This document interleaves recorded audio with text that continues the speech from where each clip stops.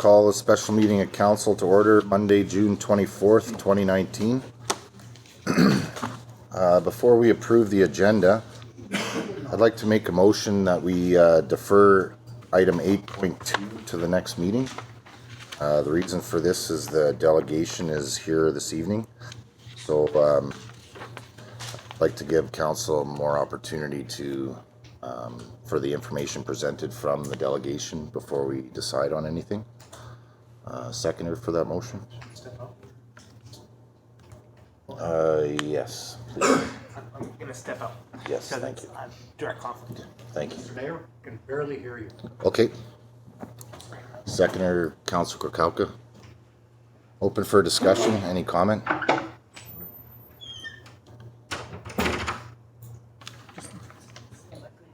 Okay. We didn't hear what you said. What are we deferring? Okay. I'm asking a motion to defer 8.2 to the next meeting because the delegation is here this evening. Any comments or questions, Council? Councilor Krokowka. Yeah, I guess I'll just make a comment, or I mean, I'll support that. The reason I'll support that, I'm very interested to hear what the delegation has to say tonight. As well, I've had some people that live within STEEPROCK that have approached me in the last day, and I know we have a report from staff, but I mean, again, we may hear something different than what's in the staff report. So I think it gives an opportunity for myself, can't speak for the rest of council, to be able to go and get more information if I need it. Mm-hmm. Okay. Any other comments, Councilor Howell? Yeah, and anything on the delegation, my comments have always been first heard and deferred, and I didn't realize that the delegation was going to be in here tonight, so I don't think it should be on the agenda. So. Mm-hmm. Okay. Call to question on the motion. All in favor? Carried. Thank you. Okay, 2.1 approval of the sorry. Oh yeah.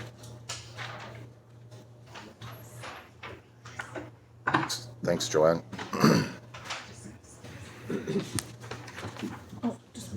Councilor Kirby. Thank you, Mayor Bertrand. Will that go the same with Mr. Heaton? Is he not on the? No, he's not. No. Not on today? No. Okay. I thought he was. Okay. Item 2.1 approval of the agenda recommendation, please, Councilor Krokowka. That the Monday, June 24th, 2019 District of Bruce Special Council Meeting agenda be approved as amended. Seconder, Councilor Majinski. All in favor? Carried. Thank you. Number 3, no. Number 3, number 4, on to petitions and delegations. 5.1, Marcel Brodeur to present to council on animal control in Tumbler Ridge. Animal control and bylaw enforcement. Yeah. Welcome. Thanks, Mayor, Council, public. Oh, give me a sec here. Betcha.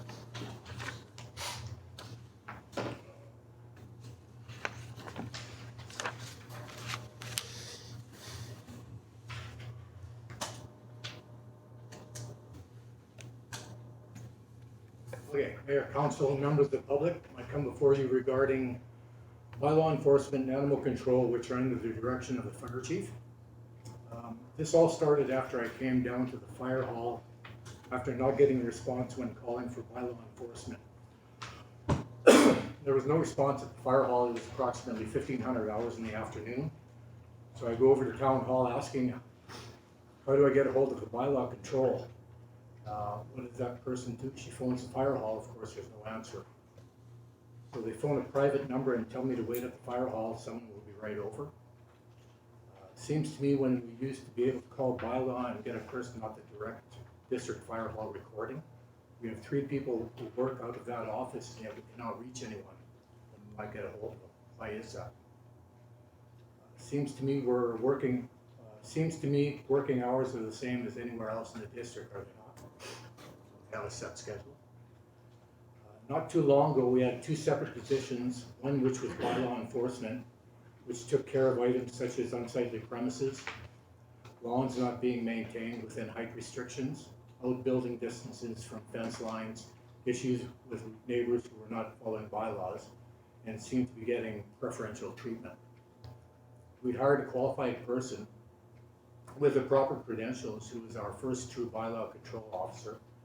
This person would come and talk to the residents and explain the situation. If needed, would then issue a citation in writing for the offense, which would arrive by mail. This letter would state that if the situation was not corrected by a specified date, the town could take legal action if not corrected, having the offense taken care of at the owner's expense. Then we had animal control, which took control for the most part, unleashed dogs running around off of the owner's properties, dogs getting out of their backyards, roaming the neighborhood. We referred mayor and council to the existing bylaws for animal control that are in the bylaws. Some of these dogs, harmless in nature, just following their noses, enjoying the freedom that possibly they never get due to owners who are negligent of the needs of these compassionate creatures. Someone said, well, why are you afraid of my dog? Don't you recognize the breed? Many dogs can be danger to the public due to their owners and how they have been raised and treated them.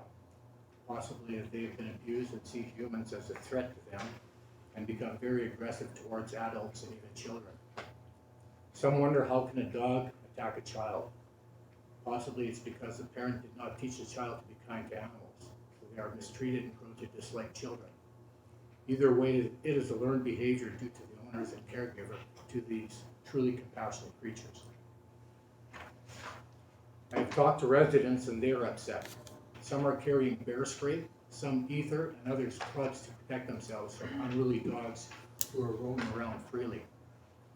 Although they are upset, they cannot complain due in part to fear of being harassed or even assaulted by the negligent owners. Or worse yet, lose their jobs due to the owner may have a managerial position within the town or the mine. People are living in fear of reprisal from authoritative positions within our community. We hired a qualified person with the proper credentials who was our first true bylaw control officer.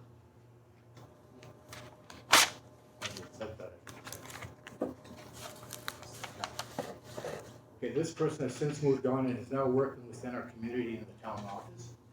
The town then hired another person qualified for the position, who from what I have heard was doing a very good job. Then we hear he was forced to leave due to a change in his job duties, being the town was forcing him to take over animal control as a secondary position, which was not in the scope of his training as a bylaw enforcement officer. So where does that leave the town? I'll tell you where that leaves us. We had an impartial bylaw control officer who did his job properly because he didn't know anyone in town. He was impartial, he didn't belong to the Lions Club, he didn't belong to the Masonic Lodge, a secret society in town. I don't even know if he belonged to any of the churches in town. That is what impartiality means. No preferential treatment to any clubs or organizations, like how mayor and council should act when approached for information that is not divulged in council meetings for the whole of the citizens of Tumbler Ridge. Everyone should have the same information with no regard to who you know or who you may be related to.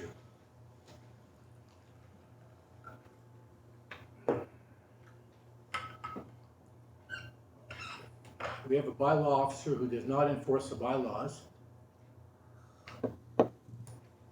unless a complaint is forwarded to the office of the fire hall. That is the system we are using. Think about it for just a minute.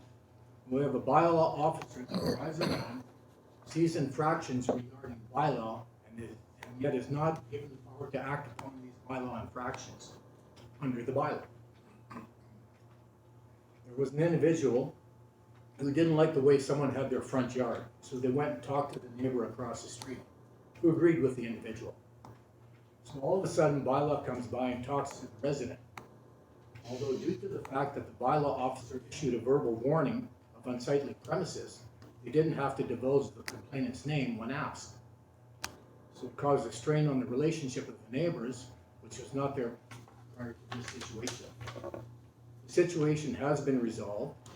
The neighbors are back to getting along and know who the culprit is that caused this unnecessary strain on a good relationship.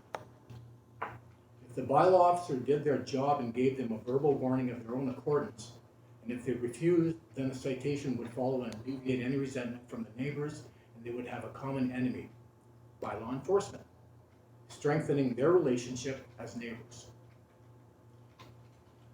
So in closing, please help me to understand how we are going to move forward and deal with the dogs at large. And what are we going to do with the cats that are creating problems also for residents? It is unfair to have cats roaming around free, harassing the wildlife we entice to our bird feeders. And I will reiterate that there are residents living in a state of fear, fearing to come forward with serious issues due to reprisal in the form of harassment, possibly being assaulted, or even a loss of their jobs within this district and the coal mine. This is a very serious issue and needs to be addressed without hesitation by this mayor and council.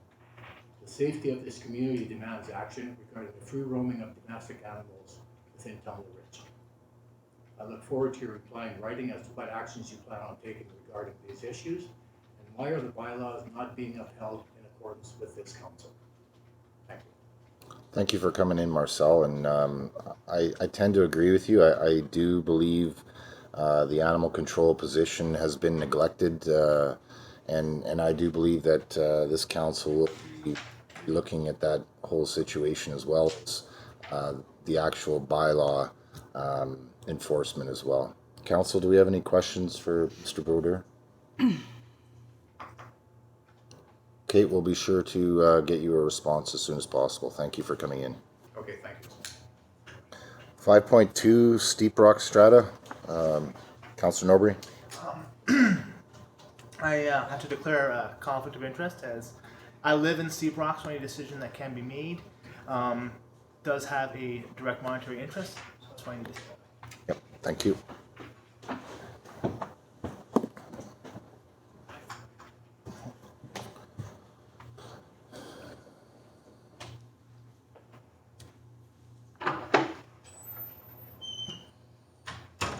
Okay, Sherry Berringer on behalf of STEEPROCK Strata to present to council on snow removal by the district in STEEPROCK.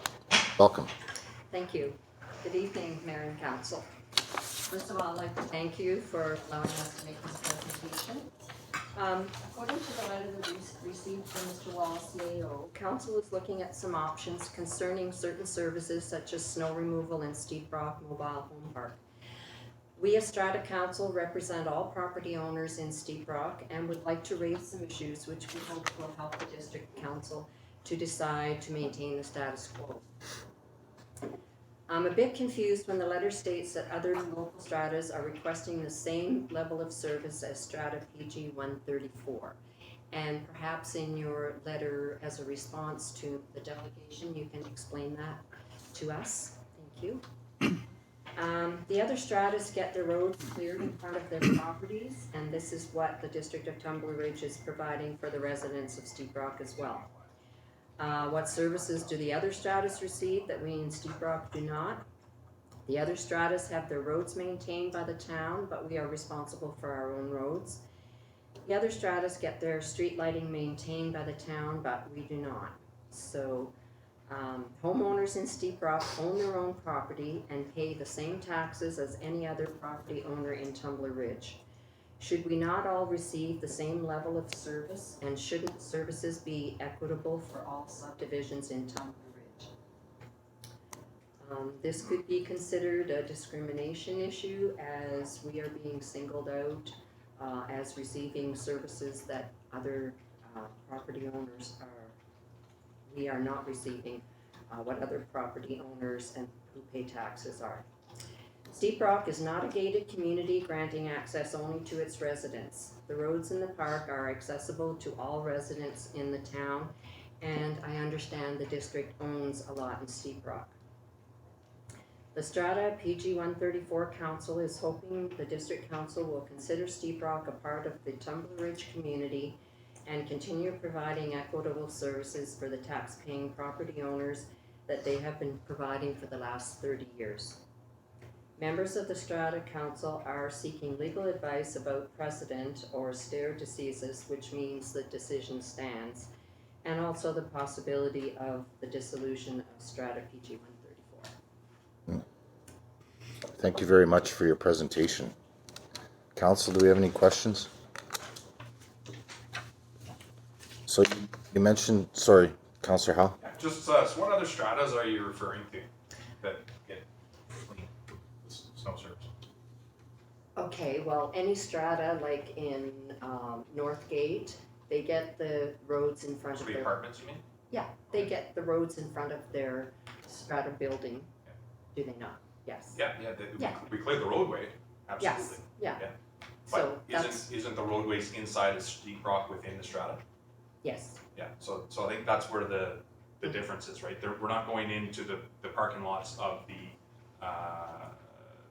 apartments and clearing the parking lots for them. well, you're not clearing our parking lots either. We're clearing the roads inside of your strata. Your strata starts Yes, at but the. not our parking lots. So I don't see the equality. If we're not getting our parking lots done, why should the other stratas But we're get not going their- inside the strata. We go inside the strata when we cross over the. Oh, okay, I see what you're Okay. saying. Yeah, That's maybe the difference here that's going on. I understand. So, one more thing, when I had first heard about this, I honestly thought it's completely not fair to the rest of the residents of Tumbler Ridge to have to be subsidizing to pay for snow removal out of the strata. The reason I thought that, and I've said that publicly to a few people, is because I thought that people in Steep Rock paid less taxes than people outside Steep Rock. We do not. Correct, you do not. And I asked Mr. Wall for information on that today, and council has that in front of them. And we basically got a couple of samples in front of us of two different assessments. One is for 73,000, one's for 79,000. And taxes are very close, but the rates are identical. So whether you're in, I guess, Pinewood, I think Pinewood is not strata. I think it's not strata, right? So whether you're in Pinewood or you're in Steep Rock, you pay the exact same amount of taxes as everybody else in Tumbler Ridge does. Yes. That was my concern. If you were paying less taxes, then you should not receive the same amount of services. Right. I But agree. And I now agree. that I know where you are, yeah, I have a different feeling on it. But I don't quite understand how the strata works at this point. And I still need some more clarity on that, of how that we came to this point any which way. Dissolution of the strata is an interesting topic. I'm interested to see how that would pan out for you.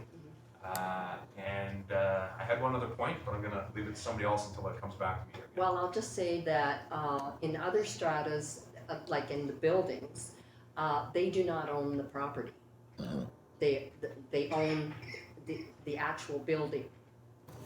We actually own our own property, just as other people own their property that have houses outside the strata area. Okay, I don't know if that makes a difference or not. I'd have to refer to staff to get information on that. The one other question I did have, I remember, what are your strata fees? Are they monthly or They're- yearly? They're monthly and they're low because we don't have to replace people's roofs or paint the outside of people's individual dwelling like they do in the apartment And buildings. can you tell us what the strata fees are? Is it all the same for everybody per lot? It is. And it is Right now, 15. it's $15. $15, yes. $15 Dollars a month. Yes, It was- per month. Per month.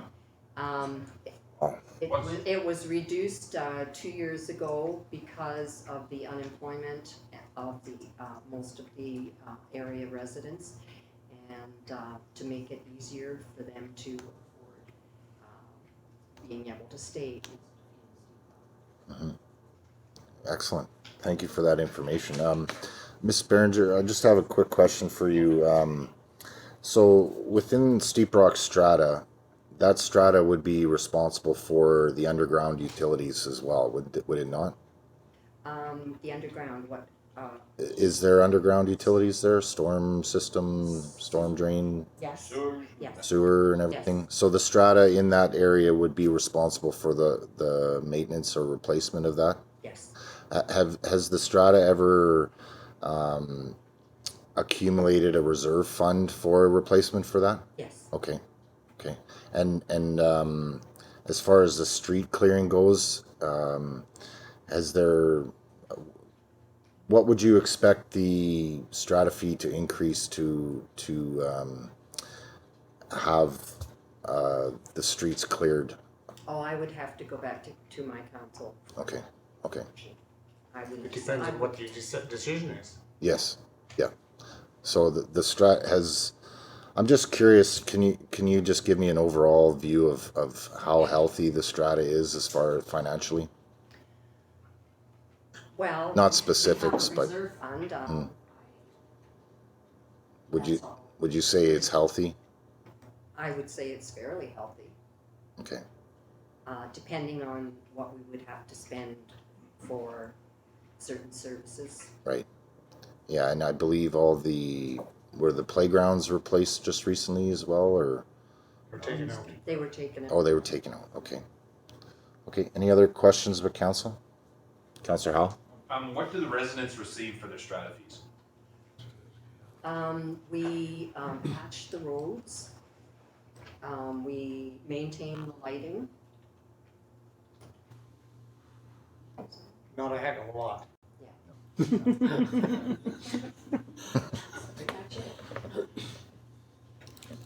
So you'd mentioned dissolution of the strata. Those talks have started. Yes, Do you see a benefit to that? yes. I do too as well. Yeah, that's a very interesting topic for sure. Do you know why the strata was created in the first place? It, I'm not sure. Go ahead. it was a bare, Yeah, it yeah. was a bare lot strata. Apparently it was just, a trailer park. And then the mines and the council at that time got together and decided that it would be part of the community, but it would be a bare lot strata, which is a bit different from the other stratas. Okay. Councillor Howell.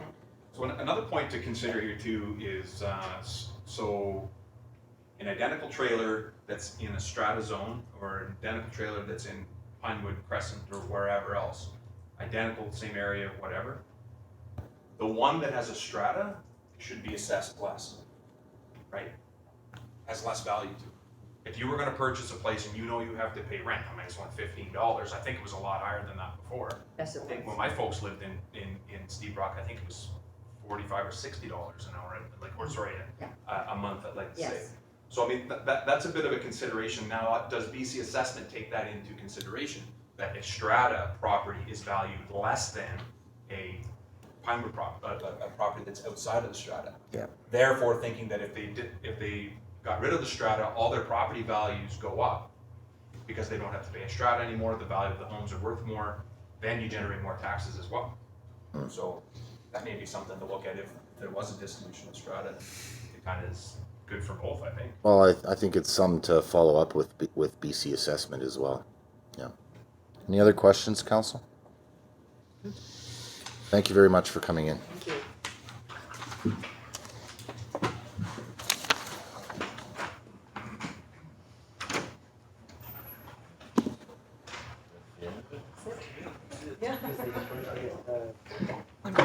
Push that off.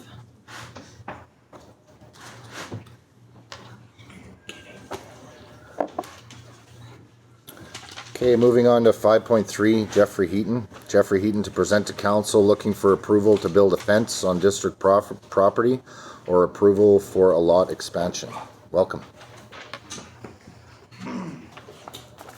Evening, council, mayor. Evening.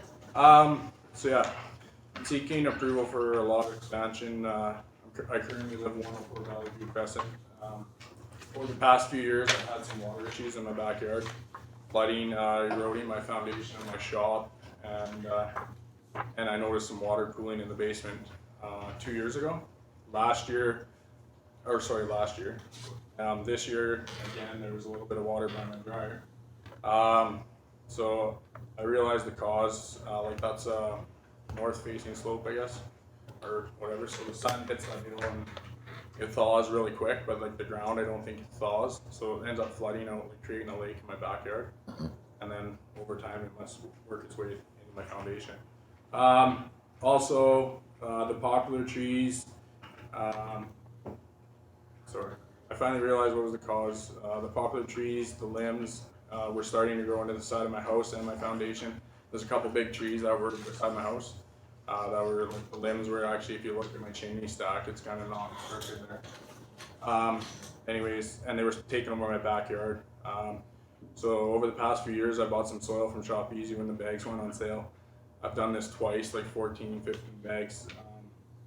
laid down some more soil, but the roots kept coming to the surface, right? Couldn't actually grow a lawn. This year I took it upon myself to take over the overcoming trees of my lawn, my foundation.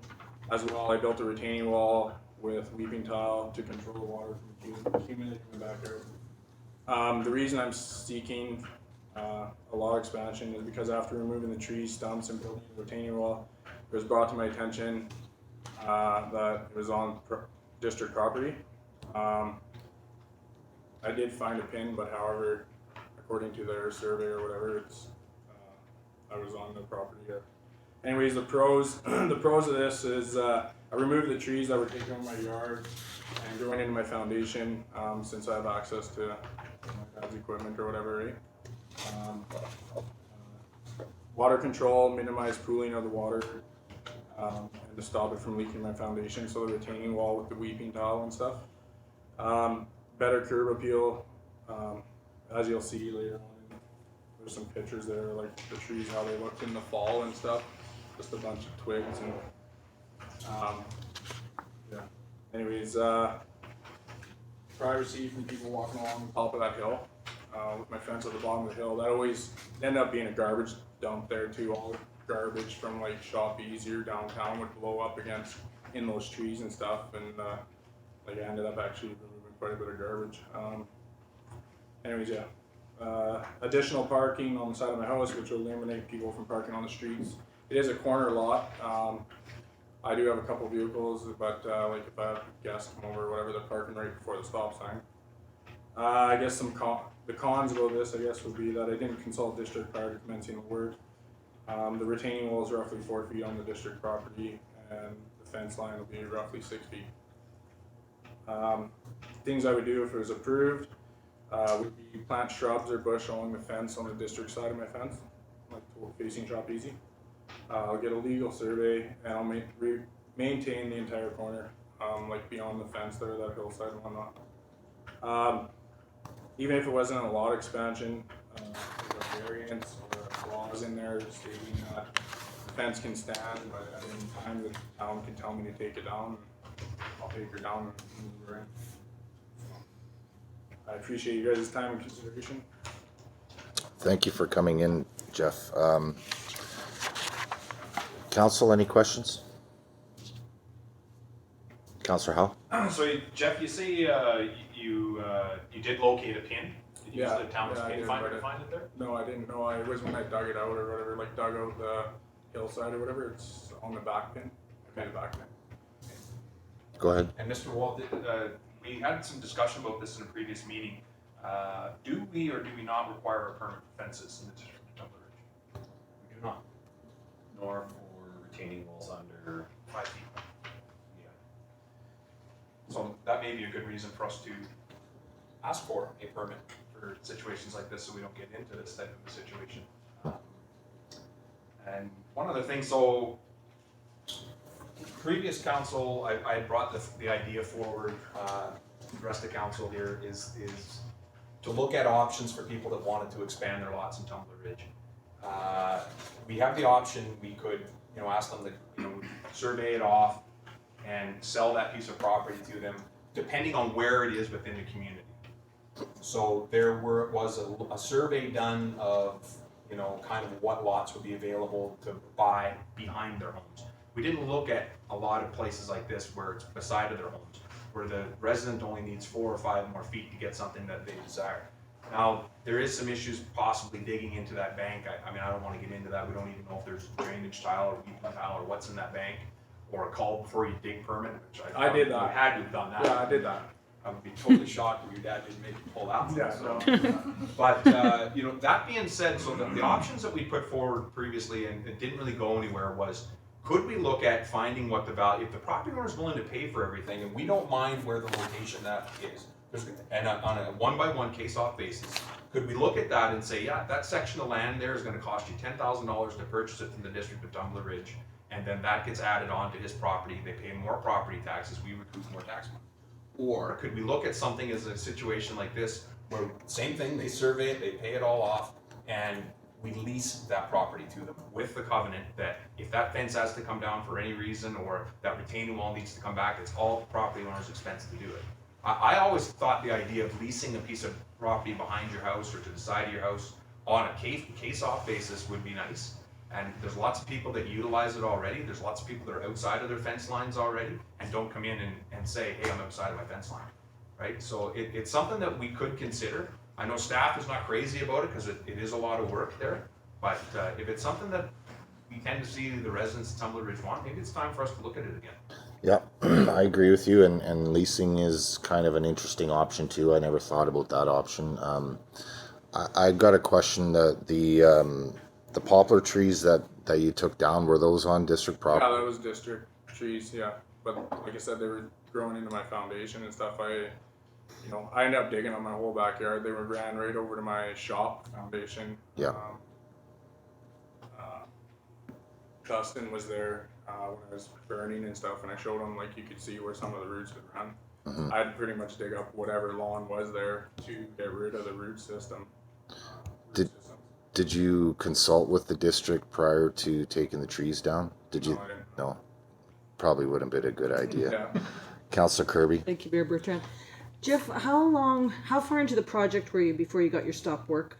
I pretty much had all my fence posts cemented in and retaining wall built. Thank you. Councillor Howe? Another bit of a consideration is to think about here too is, yeah, the trees were on our property. Would you do a similar thing to your neighbor's property? Right? Like what has happened down at the HD mining site, I've talked about many, many times, absolutely drives me crazy that that's supposed to be our neighbor and they've, ripped up our property and we want it fixed. It's kind of the same thing here. Unfortunately for Jeff, it is kind of the same thing here if we can't sell him that property. Like it's not, what's good for the goose is good for the gander. If we want HD to fix property that belongs to us, we may have to look at Mr. Heaton fixing the property that belongs to us if we can't come up with a solution to release the land or sell all that. No, I agree. And It's the precedent you set, right? yep, yeah, and I was quite surprised that there wasn't a building permit taken out, because when I built my fence 4 or 5 years ago, I took out a permit, or I had to, or I was told I had to. So I was quite shocked that there wasn't that in place, and then to find out that we didn't need it, I was quite surprised, because that building permit really does alleviate a lot of these issues as well, because it nips it in the bud right at the beginning. But I appreciate you coming in, and I do appreciate what you're trying to do there.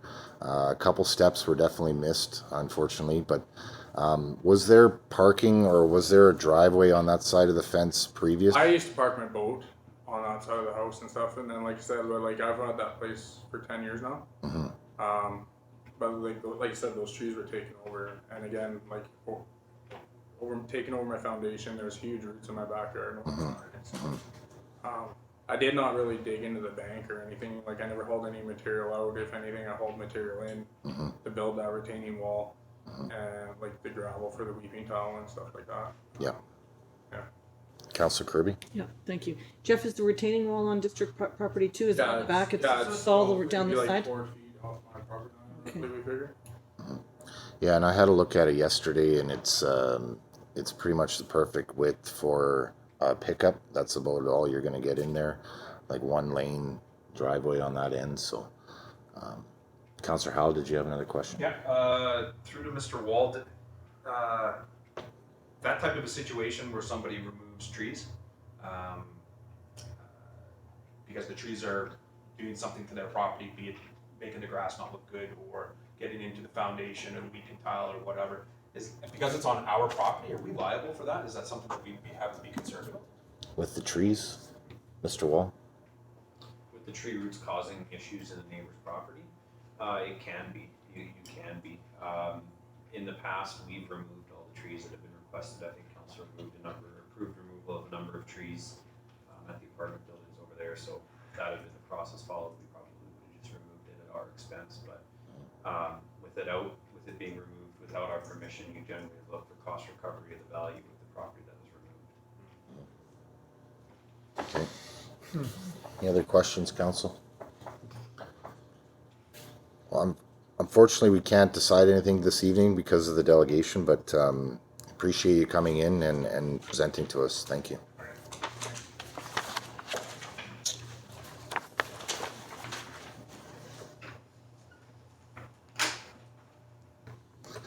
Okay, moving on to correspondence 6.1. Moose Lake Wind Project Correspondence from Boralex dated June 4th, 2019, announcing that the Moose Lake Wind Project was officially commissioned on April 4th, 2019.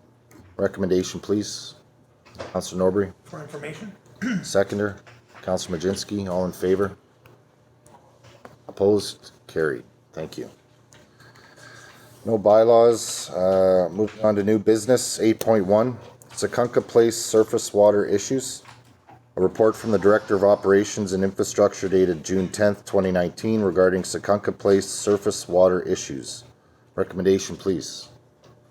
Councillor Howe. The council approves $25,000 in unbudgeted funds for the installation of 2 new catch basins.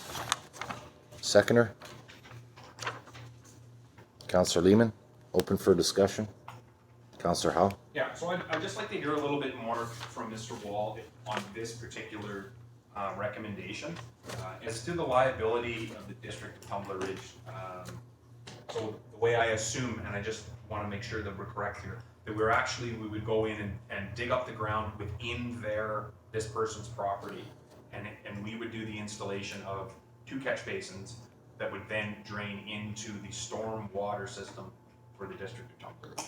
So I'll ask Mr. Wall to confirm this, but as far as I understand, I don't believe we're going to be digging into his driveway. Mr. Wall, can you clarify that, please? Yeah, likely be disturbance on both. There's going to be a patch required on the paving that's up there, as well as probably some disturbance on the property, I would imagine. But as far as the storm drain or the catch basins go, the catch basins will be within our roadway. Is that correct? To capture the water that's coming from that driveway. That's correct. So we're not installing, or this recommendation wouldn't be to install a catch basin behind the property or anything, or in the driveway. It's strictly on our street.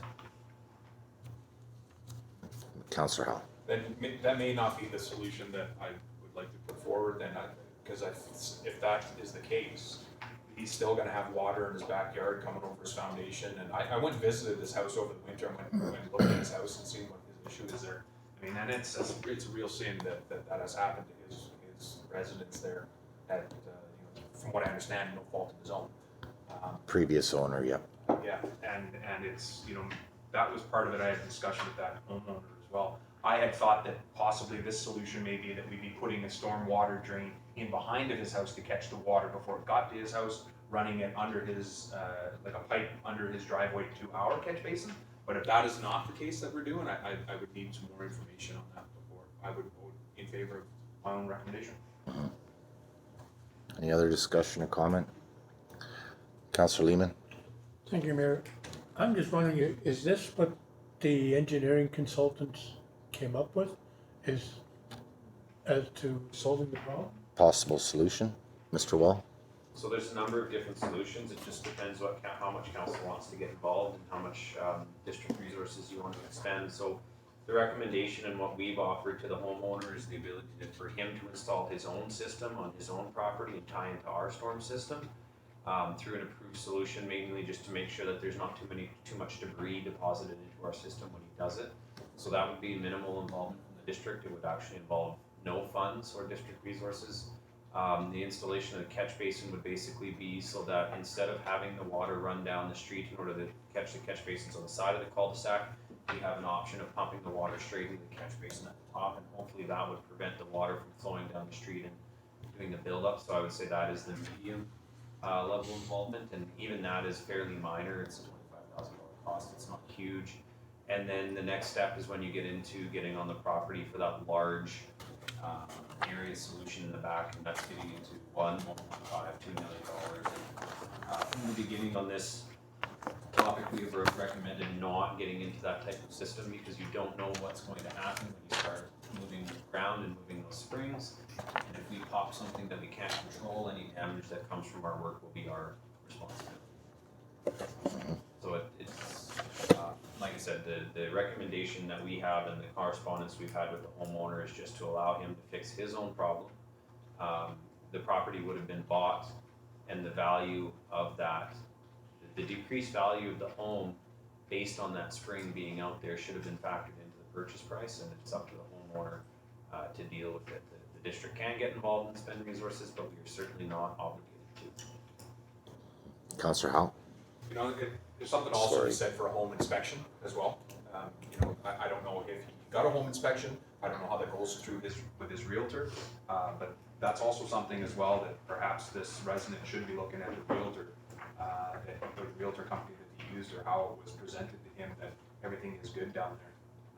I believe I asked, I had a conversation with him a few months ago, and I believe I asked if there was a building inspection done on the property, and I believe that there wasn't. But Councillor Norbury?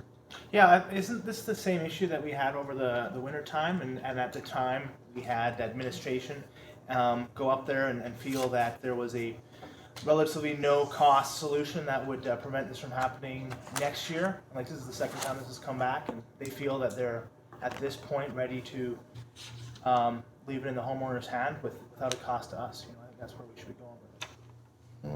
Yeah, I don't believe there is a no-cost issue here at all. I think there's a cost to any solution to this problem, whether it be, you know, us being proactive to try and alleviate the safety issue in that cul-de-sac in the wintertime, or the owner being reactive and trying to fix the problem as well. The problem certainly wasn't created by the district. It was created by the previous homeowner digging into the back bank there. You know, a temporary fix for the solution was to install a 4-inch pipe along the driveway to drain onto our street. But in the wintertime, it goes right out into the middle of the cul-de-sac, and it gets upwards of 2 feet of ice.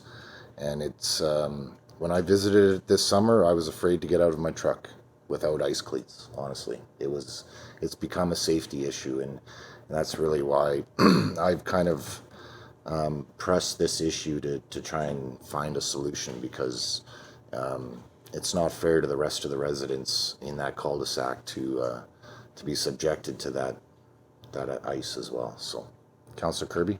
Thank you, Mayor Bertrand. Yeah, I won't be able to support the district paying for this at this point. I think it does fall on the homeowner, and I think if anything, it should be resolved before the winter. As unfortunate for the homeowners as it is, I wouldn't want to see that same issue happening. I tend to agree with you, Councillor, but this issue has been going on for over 15 years, and previous administrations have turned a blind eye to this, and I certainly don't want to turn a blind eye to this. Like I said, when I visited the site this winter, and I wasn't alone, it was dangerous. It was absolutely dangerous to get out of your truck, and I don't want to push this issue off at all. I think if we were to be proactive and install storm drains and catch basins there, it's going to alleviate some of the problem, but I don't think it's going to alleviate all the problem, and I don't think that takes away any of the I don't think it takes away the expense to the homeowner, because he still has to fix what's happening on his property. Yeah, Councillor Majinski. Thank you, Mayor Bertrand. I tend to agree with Councillor Kirby on having the expense on the homeowner, and I think it should be done in a timely manner since it has been going on for 10 plus years. It is a liability, and the district could be held liable if it is a skating rink out there in the wintertime, and even with the flooding, and it could happen. The other issue is, what if this happens to another home? Are we going to be the one putting in another storm drain in front of their driveway as well, having to repatch more pavement, tear it up again? Like, we got new paving all over, and if we have to keep tearing up because of other potential, because this is it's a floodplain, so those drainage issues, they're like flutes. They could just reappear. If we get another 4-day flood and rainstorm, his yard might actually be fixed. That could get re-diverted to the neighbor next door or 3 down. So I don't think we should be putting the funding up for it, and then all of a sudden that storm drain is granted useless in 2 years or whatever, right? That's the other potential. I think it should be a sump pump in the owner's home, and he can redirect it through his sewer system into the drainage. Through his own weeping tile, through his sump system. Have you visited the site by chance? There's a lot of water coming through there. Put in a sump. Councillor Howe? Yeah, so like I would be in favor of the district if helping the homeowner with the location of a catch basin. You know, like if he was going to go in and dig up his property and put in some type of a catchment system to get into a pipe that gets to the district property, if that means we have to spend $25,000 on our property to allow that to come into our storm, like Mr. Wall was saying, provided that it, you know, it's got a knockout in it, I assume, and that it can't have sticks and stuff flowing through there. I mean, I have no problem to help fix that area, because it's going to benefit all the residents that are up there that have to deal with this as well, right? I mean, and it is, I mean, it is absolutely brutal what's going on up there.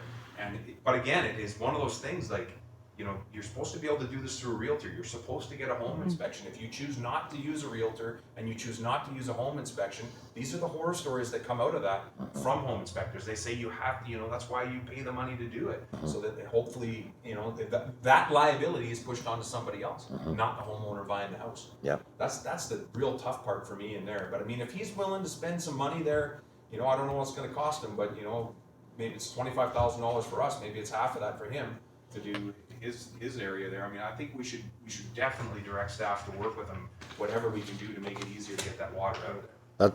That's exactly my point too. I think it's really up to us to work with him to find a solution. But I would be in support of this motion for these catch basins, because it's the other residents of this cul-de-sac that concern me, and they're innocent. They're having to deal with 2 feet ice in their cul-de-sac. So, Councillor Lehman. Yeah, I agree with Councillor. Well, thank you, Mayor. We put this pipe in.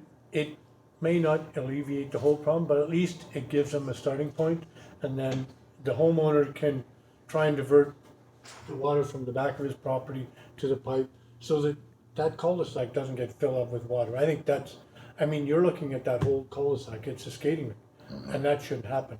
And you can't, I realize it's that homeowner's responsibility, but it's a lot to put, he made a mistake, but I think not to fix it, for the district not to do something, I think is not right either. So I'm in favor of putting this pipe in.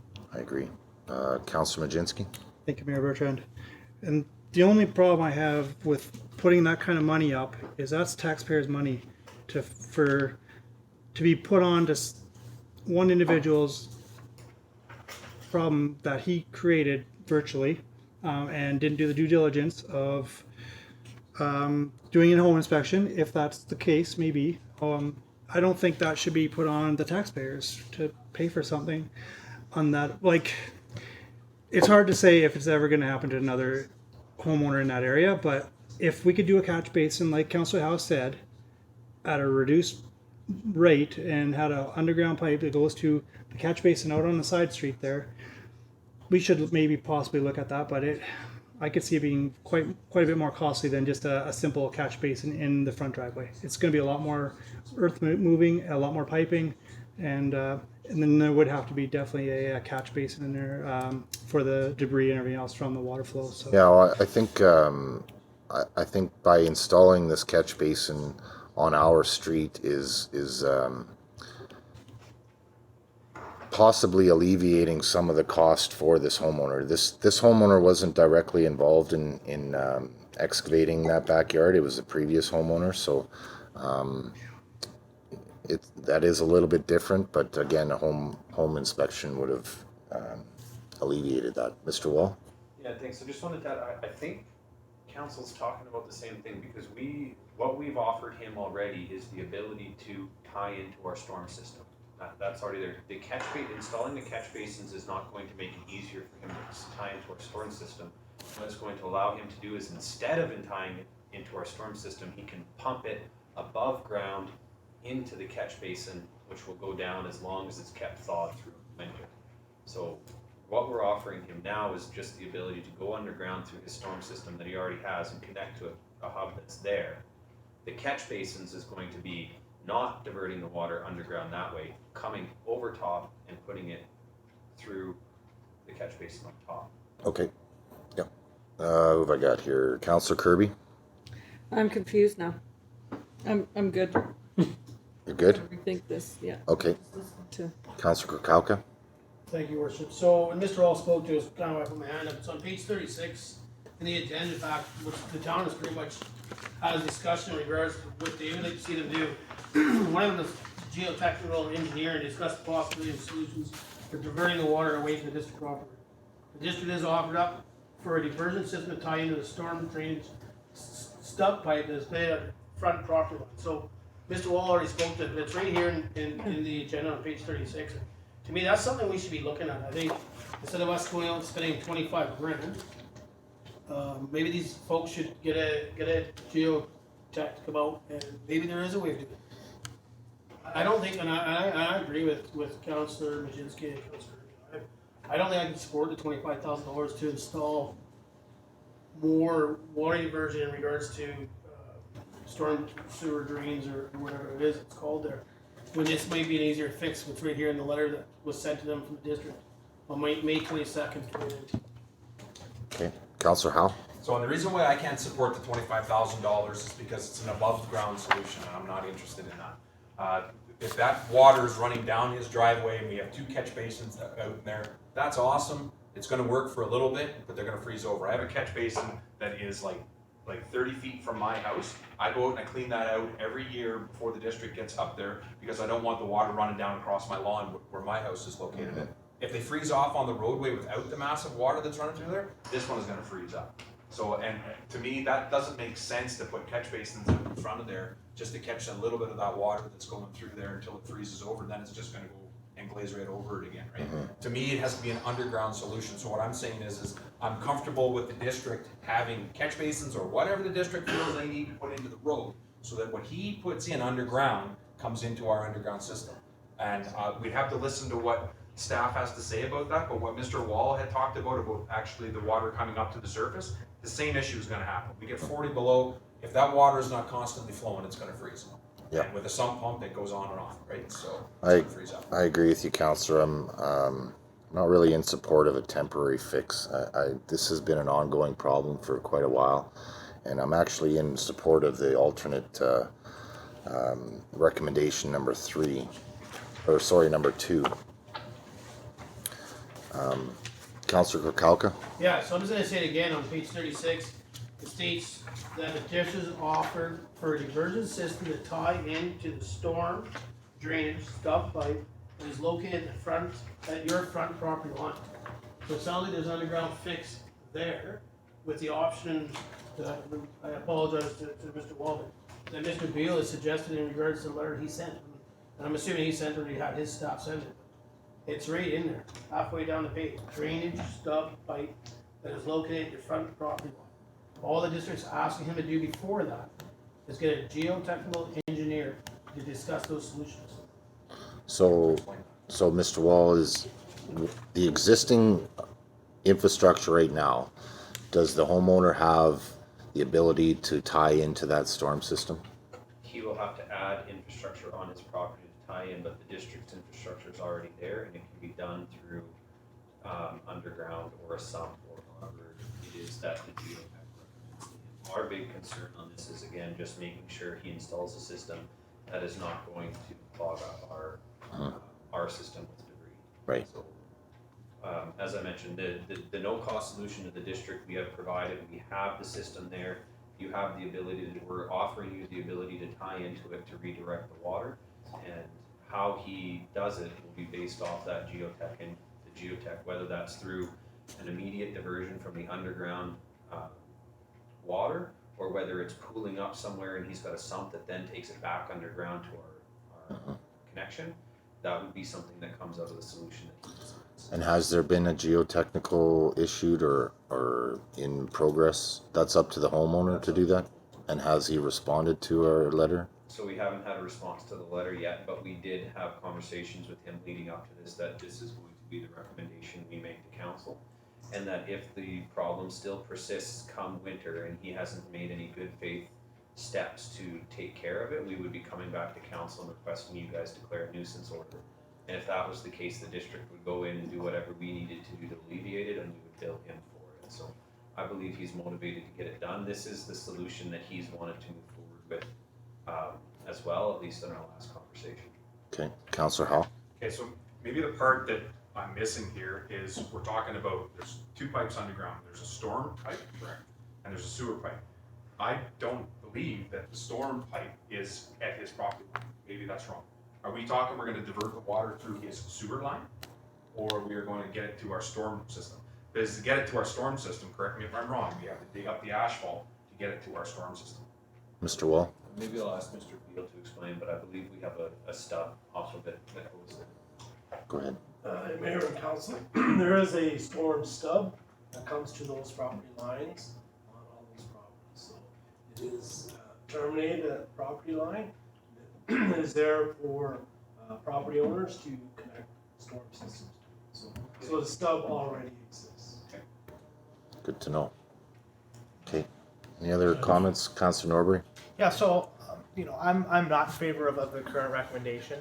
I am in favor of, you know, continuing down staff's line of we're offering support to this individual to help themselves to resolve the issue. I think that's where we need to be as a council, and that we're assisting the situation by helping the homeowner to help himself in this, where I think the responsibility lies.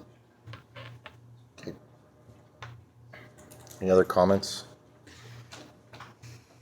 Okay, call to question on the motion. All in favor? Opposed? Defeated. Any other recommendations on this item, Council? Councillor Hall? I just have a question, to yourself and staff there, like, the drawings that we have showing storm system or manhole covers are not fantastic. Do we anticipate getting better stuff out of this asset management system that we've implemented? Like, because like that A lot of this conversation was because we didn't realize what they were talking about, because there's no picture showing anything going to the property line besides what Mr. Kukauka had talked about, and I thought they're talking sewer. I had no idea that there was storm to everybody's property. So, with this new system, could we not get better pictures or better intel on this type of stuff? Mr. Wall, I believe we're in the process of inventorying all of our underground. Is that correct? Yeah, I mean, if council's looking for a detailed map, we'd have to take a look to see if we have, I'm sure we likely have some sort of diagrams that would indicate where those stubs are, but it wouldn't have to zoom out very far before that stub becomes hard to see.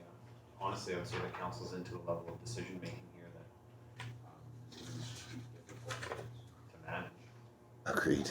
Councillor Norbury? Okay. Okay, any other recommendations on this one? I'd like to bring forward the alternative recommendation number 2. As soon as I find it here. I'd like to move that council directs staff to prepare a report on implementation of a large-scale solution as contained within the Harder report. Seconder. Councillor Norbury. Open for discussion. Councillor Howe. You're willing to spend $1.5 million to $2 million to fix this up? I don't see it as one problem. I see it as a big problem. Oh, there's absolutely no way I can agree with that. Absolutely no way. We go and dig that up, and then we create a problem somewhere else down in town. Maybe it goes over to another street. Now we're liable for anything we touch. We cannot touch that property line. Yeah, but don't you think that we're assuming that the water could come from anywhere? Like, don't you think if we get a geotech report in there and we find out where the source is coming from and we dig a proper ditch to alleviate that whole water system along the side there, don't you think that would fix the solution? Not for the recommendation that they've given us, $2 million cost. Not a chance more than spend that kind of money. Councillor Majinski? In that $1.5 million to $2 million cost, does that cover all the way down the highway? Because that ridge is pretty big. Oh, I know. It would be a big... If it's just a section of it, that water can be diverted around all that, so I don't think that's a huge, huge scale. I really just wanted to move that to open the conversation up. Here. Councillor Kirby? More gray here. Thank you, Mayor Bertrand. I will not be supporting your recommendation. I think at this point we can leave it without a recommendation and just let the homeowner reply to, you know, what was left in the letter from Mr. Beal and look at getting himself a geotechnical and leaving it at that for now. To be honest with everyone, I believe that's been done for the last 15 years and nothing's been happening, so. Councillor Norbury? Yeah, I appreciate where you're trying to come from, Mayor, but I think in this instance, I think we already have a potential solution on, you know, ready to go, and I think we're trying to kill a mosquito with a cannonball on this one. Councillor Kirkhalka? Yeah, like you said, it's been like that for 15 years, but I think the letter's gone out May 22nd, 2019. Listening to Mr. Wall, I think if that doesn't happen, come back and we can also do the nuisance and obviously fix it. I mean, obviously we can't have the risks out there with the ice, and I was up there this winter as well. Ambulance has been up there multiple times, like unlike Nick should say multiple times, but has been used up there. So yeah, I think there's other roads, and it's not about playing hardball with the owner. Obviously, they're trying to fix the problem too, and I think staff is trying to work with them and trying to show them direction. And for 1.52 million or whatever it's going to cost, I think if we get up, start digging into that bank, and we work like Mr. Councillor Howard said, we could be opening up a lot more. Councillor Majinski? Thank you, Mayor Bertrand. My only question is, would staff be able to be the ones that tie it into the homeowners? They'd have to have a private company come in and do that. Yeah. Any other comments? Councillor House? Staff does oversee it though. They are up there when you make that connection, make sure that the proper valves and stuff are put in and it looks all right. So. In that situation, Mr. Wall, is there a building permit taken out for that? Okay, okay. I think we should add that one into our permit list. Okay, any other comments? Call the question on the motion. All in favor? Opposed? Defeated. Thank you. Okay, moving on to 8.3. Moose Road Front Counter BC Crown Land Application. A report from the Director of Economic Development and Tourism dated June 10th, 2019 to provide information on the Bull Moose Road Front Counter BC Crown Land Application. Recommendation please, Councillor Lehman. For information. Second, Councillor Majinski. Any comments? Councillor Howe? So, yeah, we're moving this for information. Where does it go? It goes in information. And staff stops working on it. Correct. Okay. Councillor Howe. Okay, so I got an issue with that. I think that, you know, this is, it's unfortunate that the government says we can't purchase that piece of land because there's gravel underneath of it. Like, there's gravel everywhere out there, right? You know, every property has some type of material underneath of it that could have some value. In here they talk about earth, soil, peat, marl, sand, and gravel. What do you think you got under your house right now, right? Like, we all have the same stuff at some point. But perhaps a better solution to this would be to ask staff to go back to the government and say, we would like to purchase, it's within the district of Tumbler Ridge, we would like to purchase some land out in that area. Could you recommend some land within that area that you could sell to us that doesn't have mineral rights or any other issues? We would like to have a development or a cost for a development out in that area. Is that out of the question to ask? I think that's reasonable. You know? That could be a motion after, maybe. Right. Any other comments? Okay, call the question for information. All in favor? Opposed? Carried. Councillor Hall? Put a motion on the floor that we direct staff to go back to the government and ask what land they would suggest could be sold in the Bull Moose Valley or apply for a different piece. Okay, seconder. Councillor Krokowka, open for discussion. Councillor Krokowka. Yeah, I'm just wondering maybe this should come up as a notice of motion, so it gives us time. I know that it's in the report, but it was also what I read today is the reasoning why. So it's not that I disagree with Councillor Howell. I'm just wondering if it should come up in notice of motion, so it gives council time to do some of their own work. Councillor Howe?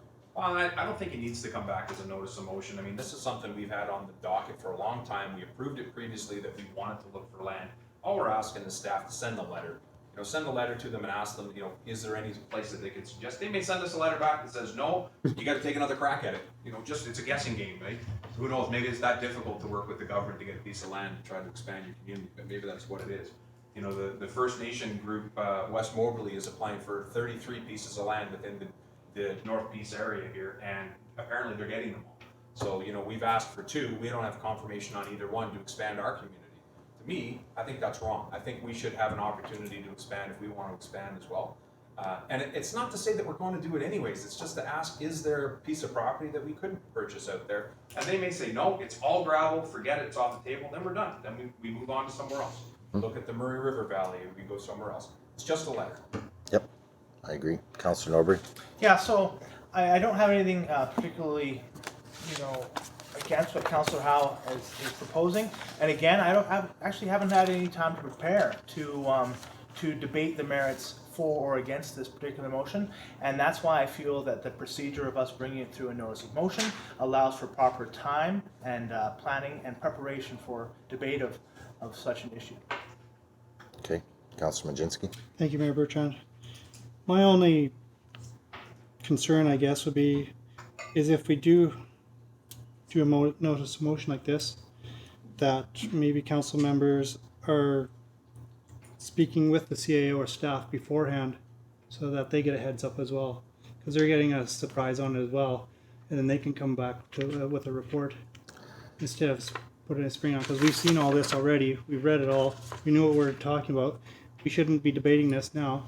We could have been done for information, move on, instead of debate it for 30-40 minutes, right? Yeah, I don't think we're going to get that far, but I do disagree with the notice of motion, though, just because of the fact we're asking staff to follow up on this initiative. We did get a response from the province, but a simple request to ask staff to work with the provincial government if there is a suitable piece of land to purchase out there. I don't see what we need to deliberate on or to prepare for. I don't see the point to that.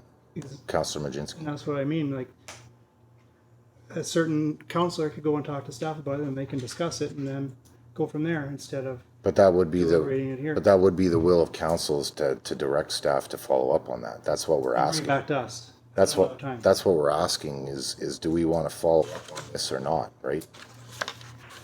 Councillor Howe?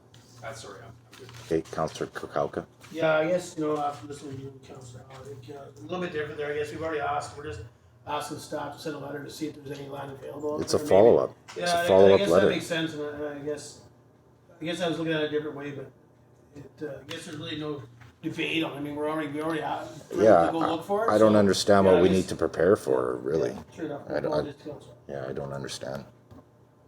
Councillor Norbury? Can I hear the recommendation that back again? Ms. Butters, please. Will we take another crack at it there, Jean, so we can hear it again? I think I got it. So that we direct staff to go to the government to ask what land could be sold in the homeless area or apply for a second piece. Councillor Norbury? Well, shouldn't we? I'm not familiar with this process, but is that how normally land purchase is made? We just say, hey, what do you got for me?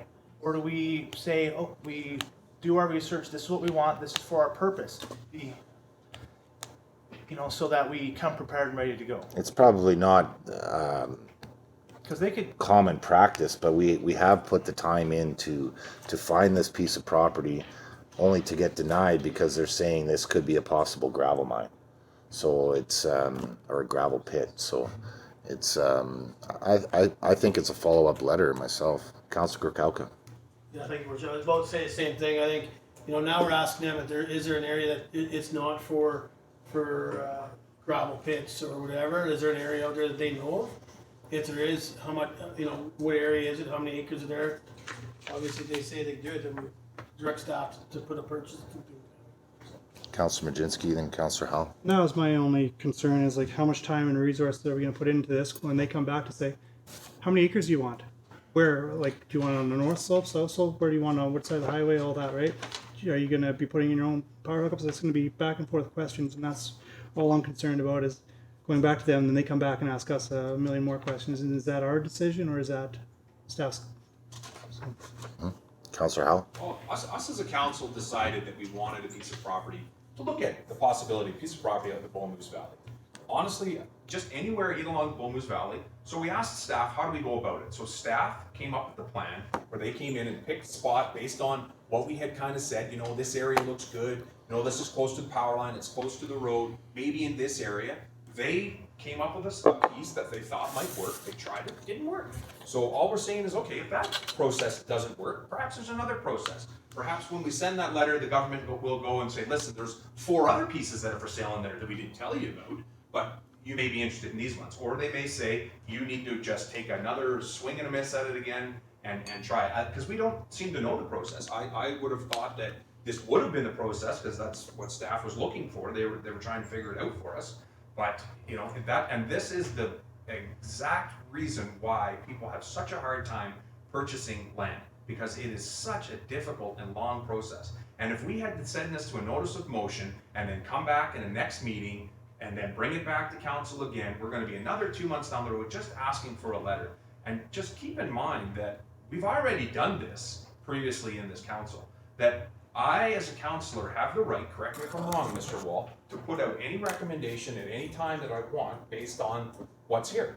You can look at the recommendation that staff has said, but I may not like the recommendation, so I offer up my own recommendation. I don't see an issue with that. You know, if you get the majority of the rest of your councillors to say, yeah, no, we don't have enough time to think about it, then I'd have to take another crack at it. But honestly, it's a letter, right? It's follow up. Don't think it's a huge deal. Yeah. Okay, so I'll call. Sorry, Councillor Kirby. Thank you, Mayor Bertrand. Question through to Mr. Wall, to our Economic Development Officer. Is this letter something that they would even acknowledge? I think he knows best. He's the one that puts our recommendation, sends the letter through. Is this a waste of time to put a letter asking if there's any land available or something better suited for us? Or is it better just for us to choose another area and submit? Mr. Wall. Yeah, so this property wasn't chosen by staff. This property was chosen specifically by council. This was the area we were to apply for on Bull Moose Road. So the Saddle Club property was the area that we went out and found. So to go to the province, that wouldn't be a big issue to say, well, is there other land in this area? Just working with them, I would imagine they could probably point us in the direction if there is land that they think is available. Now, they're gonna do it and saying, okay, we think maybe, but you still have to go through the application process and all this, and we're gonna, you know, if there's something that comes up, don't come back to me in 6 months and tell me I'm wrong. The province may, I mean, it's always interesting to know whether or not a civil servant is going to put themselves out on the line like that, because you do open yourself up to saying, well, you're the one who told me to go here, and now it's not all worked out. So they may just go, no, we're not even going to get into this, but I think they probably would help us. Okay. We'd have to see. Okay. Okay. Any other comments or questions? Okay, call to question. All in favor? Opposed? Carried. 8.4, Provincial Nominee Pilot and North American Industry Classification System. A report from the Director of Economic Development and Tourism dated June 10th, 2019, to provide information on the Provincial Nominee Program Pilot and North American Industry Classification System. Recommendation, please. Councillor Kirby. Move for information. Seconder, Councillor Norbury. Open for comment or question. Information. Councillor Howell. Yeah, so this is the provincial pilot program that staff selected 3 things for, and I'm not happy with the 3 things that staff selected. So I sent an email out saying, why are we primarily focused only on tourism and geopark when there's a lot of other industries out there that we could be asking for support for? The follow-up conversation and email that I had with Mr. Wall was that a lot of the things that I had selected require professional people that may not have the qualifications to work in Canada, and if those people had already wanted to work in Canada, they'd already be here. So I wanted to have a debate with council to say that there are a lot of really interesting things on this list, and maybe we could run those by Mr. Wall to see if any of those are better suited. You know, there are things in here such as looking for people that do coal mining, support activities for mining, residential building construction. So, you know, I don't really understand how the program works, but I assume there's a carpenter from England who wants to come here and start a small business. Are you telling me that his qualifications are not good, he can't come here and he can't build that? You know, if he's a cabinet maker over there, that doesn't work as a cabinet maker here in Tumbler Ridge. So, the childcare facilities, personal and household good repair and maintenance, I don't quite get it, and I need more information from staff. And if you guys think it's not worth the time to talk about it, it's not. Councillor Nobre? Yeah, so, I mean, in the report it says we have 3 choices to choose from. Now, if we look at the people that are being attracted by this, it is the people that have, you know, that large amount of investment. And these people, what they're most likely to invest in could be from a large number of this list, but these choices are, you know, they're not going to directly compete. I mean, if we bring in a contractor, you know, a carpenter, well, he's going to be competing with a couple of businesses in town. Where these 3 choices, they can add to what we already have without being in direct conflict. And I think if we need to choose 3, if we're looking at what grows us as a community, these are 3 that align with our plan for the future of Tumbler Ridge. Councillor Kirby? Oh, thank you, Mayor Bertrand. Yeah, I think when Mr. Powell brought this program up to council as, you know, just showing us this pilot program that was available, I really was just not even, I took it as information. I didn't really think about getting involved in it. I'm sure if you look at all the list of things, I'd like to leave that with Mr. Powell, and I really don't want to get into it anymore myself. Like, that's my opinion as council, that's his department, and I do see that there are a ton of options, but I think it's a small program. And Yeah, I agree. Councillor Howell? and just to Councillor Norbury there, like, I did just pick out one. I just said residential building construction, and then you said the 3 that we have here don't compete with businesses. Accommodation services, I think we've got hotels here, I think that competes. Amusement, gambling, and recreation activities, we have a recreational company in town that competes. And education services, we do have education services, people that tutor out of their home, so it does compete. So to say that it doesn't, it's kind of wrong. But back to what Councillor Kirby was saying, and that's precisely the reason why I brought this back up. It's because it felt like to me that staff was going into a direction that they thought was best suited for our community.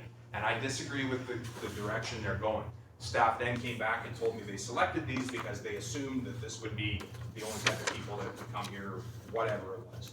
And I wanted to have that conversation with you guys through the staff to see, you know, is there other things out there? I don't just want to do tourism in Tumbler Ridge. It's not all about the geopark and the museum and our hiking trails. I would like to see some guys come in here that can create jobs, employment. If we could have another construction guy come in town, a manufacturing company come in town, build stuff with wood products. We have our own forest company that we don't do anything with the logs. We ship raw logs out. Maybe somebody can build something out of it. I don't know. But if you don't open it up for the opportunity for somebody, these are supposed to be entrepreneurs that have $300,000, I think it is, before they're allowed to come here. They've got money. They can start businesses, and to say that they're not qualified or they don't have the certifications to do the jobs in Canada, I disagree with. Somebody from England can't apply for a nursing job or start up a nursing clinic in Tumbler Ridge? No. We just hired a nurse from England. So why can't they? Don't understand it. I think a lot of the complication comes from the trades transfer from out of country to here. It's another layer of process for sure. Councillor Pakalka? Yeah, I don't disagree with Councillor Howell. Some of the things like office and other healthcare practitioners, chiropractics, optometrists, mental health practitioners. I mean, we just talked about that this afternoon. But these 3 items weren't just picked by staff, and I want to make sure that's out there. This actually came to the TAC committee that meets and was mentioned around them and to contact staff, Mr. Powell, on what they thought of the ones that were being thrown out there. So I don't, I mean, the TAC is ran by staff, so, you know, he definitely took some insight from people that sit within that committee as well, so I just wanna make sure that's out there and known that there was some other input, not just staff, I agree. right? So I think that needs to be said to make Yep. sure. Councillor Kirby first. Thank you, Mayor Bertrand. Through Mr. Wall to Mr. Powell. Has there been any more applications, and is there an option to change any of the requirements or any of the choices? Specifications. Mr. Wall. We can make changes. Has there been any other applications? So No serious application. Okay. And since the program has started, we've had one application. Is that correct? Unsuccessful? Or put it on hold. Yeah, it's not been, pursued? well, no, pursuing it, but it's not really, it needs some tweaking. Councillor Howell and Krakowka? Well, so what Councillor Krakowka brings up is precisely the point that I brought up in the previous meeting. All of these things seem tourism related. If this was brought forward by the Tourism Action Committee, no wonder they are tourism related. But that's not what or who dictates what our staff do in this community. That's our job. And that's why I felt we didn't have input into it, and I disagree with the way that it's set up. I think we should have input into it. If Mr. Wall and his staff are able to explain to us why all these other ones aren't suited well for Tumbler Ridge, then great, then we go with those three. But to me, I'd like to see different type of employment, different things happen in Tumbler Ridge. And if this is a one-off chance to get that to happen, you know, a dentist maybe? I don't know. I don't know where these guys come from. I'm not able to say a dentist from India is not qualified here. I didn't think a nurse from England was qualified here, but apparently they are. Right? Apparently, talking to Peter Martin, it's not as difficult for certain countries to come in to start up nursing, to start up old age and care facilities. These folks are. They're people with deep pockets that want to move to Canada and start a business here. To me, man, we're just shooting ourselves in the foot by just sticking to tourism all the time. Councillor Norbury? Councillor Norbury. So, I mean, there's nothing stopping someone if they want to come open a business, to come open a business. You know, like this, us choosing these three isn't saying that, oh, we're putting a moratorium on anything other than these three. And, you know, for me, if we have the Tourism Action Committee, we have an Economic Development Office, as well as our, obviously all this stuff goes through our CAO, who is also a previous Economic Development Officer. We have 3 layers of what I feel are professionals telling us this is what we should be doing. That's, I think that's good enough for me. Okay, Councillor Majinski. Thank you, Mayor Bertrand. Again, can we have council speak to CEO and staff beforehand about some of these if they have concerns? I just don't understand where the governance level decision is here, because we're just debating and it's not going anywhere. Maybe if we had some direction to staff beforehand and then they can bring it back to us again, instead of us spinning our wheels here again. Okay, Councillor Kirby. I'm good. Councillor Krakowka. Yeah, so I was gonna mention this in case it's being said, they're not an action committee, they're an advisory committee. Sorry. And some things don't need to be discussed with staff, sometimes the debate has to happen around the council table, and, you know, we say that, you know, this was inputted by stuff and we had decision making, we didn't decide that, it never came back, it was already implemented. So I think there's an opportunity, there's something on the list to see, you can debate it and put it in a motion under to change it. I mean, Mr. Waller just said it can be changed if somebody so wishes. An investor can come to Tumbler Ridge anytime they want, but not under this thing. If those are the 3 headers we've picked. So. Okay. So, Councillor Howe, if you would like to make a change, I think we could ask for a recommendation after this on the motion at hand here. Mr. Wall? Yeah, I just want to make sure council's clear on what you're voting on when you're voting for information. Council, if you vote to receive a report for information, that's it, it's done, move on. If you'd like to make decisions afterwards, then you need to defeat it for information and either move it for discussion or move it for another recommendation. So just previously that had kind of been missed, so I want to make sure council's clear. Vote for information, it's done, move on. The defeat of information opens it up for further discussion and decisions. Perfect, thank you. Okay, call the question on the motion for information. All in favor? Opposed? I think we carried that. Okay, thank you. Councilor Norbury? So, for a point of clarification, when we're moving something for information, we shouldn't be bringing it up for deliberation. We should be voting on information, and at that point, defeat or success is when we should be bringing up like our previous discussion. Yeah, but any motion, you have an opportunity to discuss. But the conversation should be related directly to that motion for information or discussion. Mm-hmm. Councilor Kirkcaldy. So I just get, again, Councilor Norbury, trying to get clarification, because previously, if it was, I mean, I know what previous, I'm not gonna get into it, but to me, it should, the recommendation should be, council receives it for information or discussion. Gives an option, for one. But my understanding is if you want it for discussion, be the first person to put your hand up, or at least make a note. Other than that, I think Councilor Norbury is right, maybe we can get clarification on that. But if it is moved for information, it's a vote. We don't get into the open for discussion. And maybe I'm wrong, I must say I'm right. But my understanding is we're moving, somebody has moved it for information, somebody is seconding it, I don't understand, and, you know, we mentioned, we've already debated too, and I'm fine with that, but if that's how we're gonna do it, but I'm curious. If I understood Mr. Hall correctly, I'm not putting words in his mouth, that it's a vote. If we wanna go for discussion, then we defeat it, and we move for discussion. I could be wrong, we don't open it up for discussion, debate it, and then vote on it. Mr. Wall? So that's the debate, right? That's when you're moving it for information, and we've moved away from information or discussion because it's not for information or discussion. Those are two opposing ideas right there.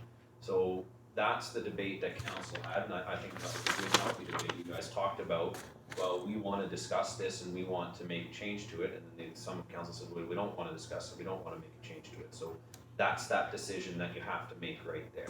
Do you want to move it for information and move on? But if you defeat it, then you're going into the discussion. And so where you have the realm of that debate is up to the mayor. The mayor is going to frame what he feels is within Relevance of the topic. Relevance of the topic. And you know, the mayor may say, listen, you put forward, I don't want to move this for information because I have a different path I want to go down, and here's the path I want to go down. And you have to understand the path I want to go down so you can understand why I don't want to move for information. So how much leeway the mayor decides to give on that is up to you. Right. And any motion is available for discussion, is it not? Not any motion. There are motions that aren't able for discussion, but you're getting into things like points of order. Point of order is not debatable. There's a few other ones, but I would say the motions that council is used to dealing with, all of those are yes. Okay, thank you very much. Councillor Howe. So is this a dead issue at this point then? Yes. So we've chosen to just go with the three that staff has recommended and that's it? Correct. Fantastic. Okay, 8.5, Community Benefit Assessment, Game of Thrones event in March 2019. Sorry? It's okay. Okay, well, let's get going here. A report from Director of Economic Development and Tourism dated June 24th, 2019 to provide council with an economic impact assessment for the Game of Thrones event in March 2019. Recommendation, please. Councillor Howe. For information. Seconder, Councillor Majinski. Open for discussion. I just want to say I was very impressed with the report. Very well done. Call the question. All in favor? Opposed? Carried. Thank you. 8.6, Upper Decking Curling Rink Feasibility Study. A report from the Acting Director of Community Services and Facilities dated June 24th, 2019 to provide the results of the feasibility study for upper decking the curling rink for the purpose of relocating the fitness center. Recommendation, please. Councillor Howe. The council directs administration to continue with cost analysis of the proposed upper decking of the curling rink project. Seconder. Councillor Kukalka. Open for discussion. I didn't get to read the second part of the recommendation. Oh, I'm sorry. That's okay. Go ahead. If it's all one, right? Yeah, and then administration report back to council cost consultant estimates of project costs for the upper decking of the curling rink. Okay. Councillor Kukalka, did you still want to second that? Yep. Councillor Kukalka seconds. Open for discussion. Councillor Howell. So far, staff has engaged HCMA Professional Services, and they've came up with a preliminary report for about $2,300. We paid them to look at it, and they say it is feasible, it can be done, right? So it gets us in the right frame of mind, the right ballpark. There are some opportunities here, you know, rough estimate of $500,000 to upper deck the curling rink. That sounds reasonable to me.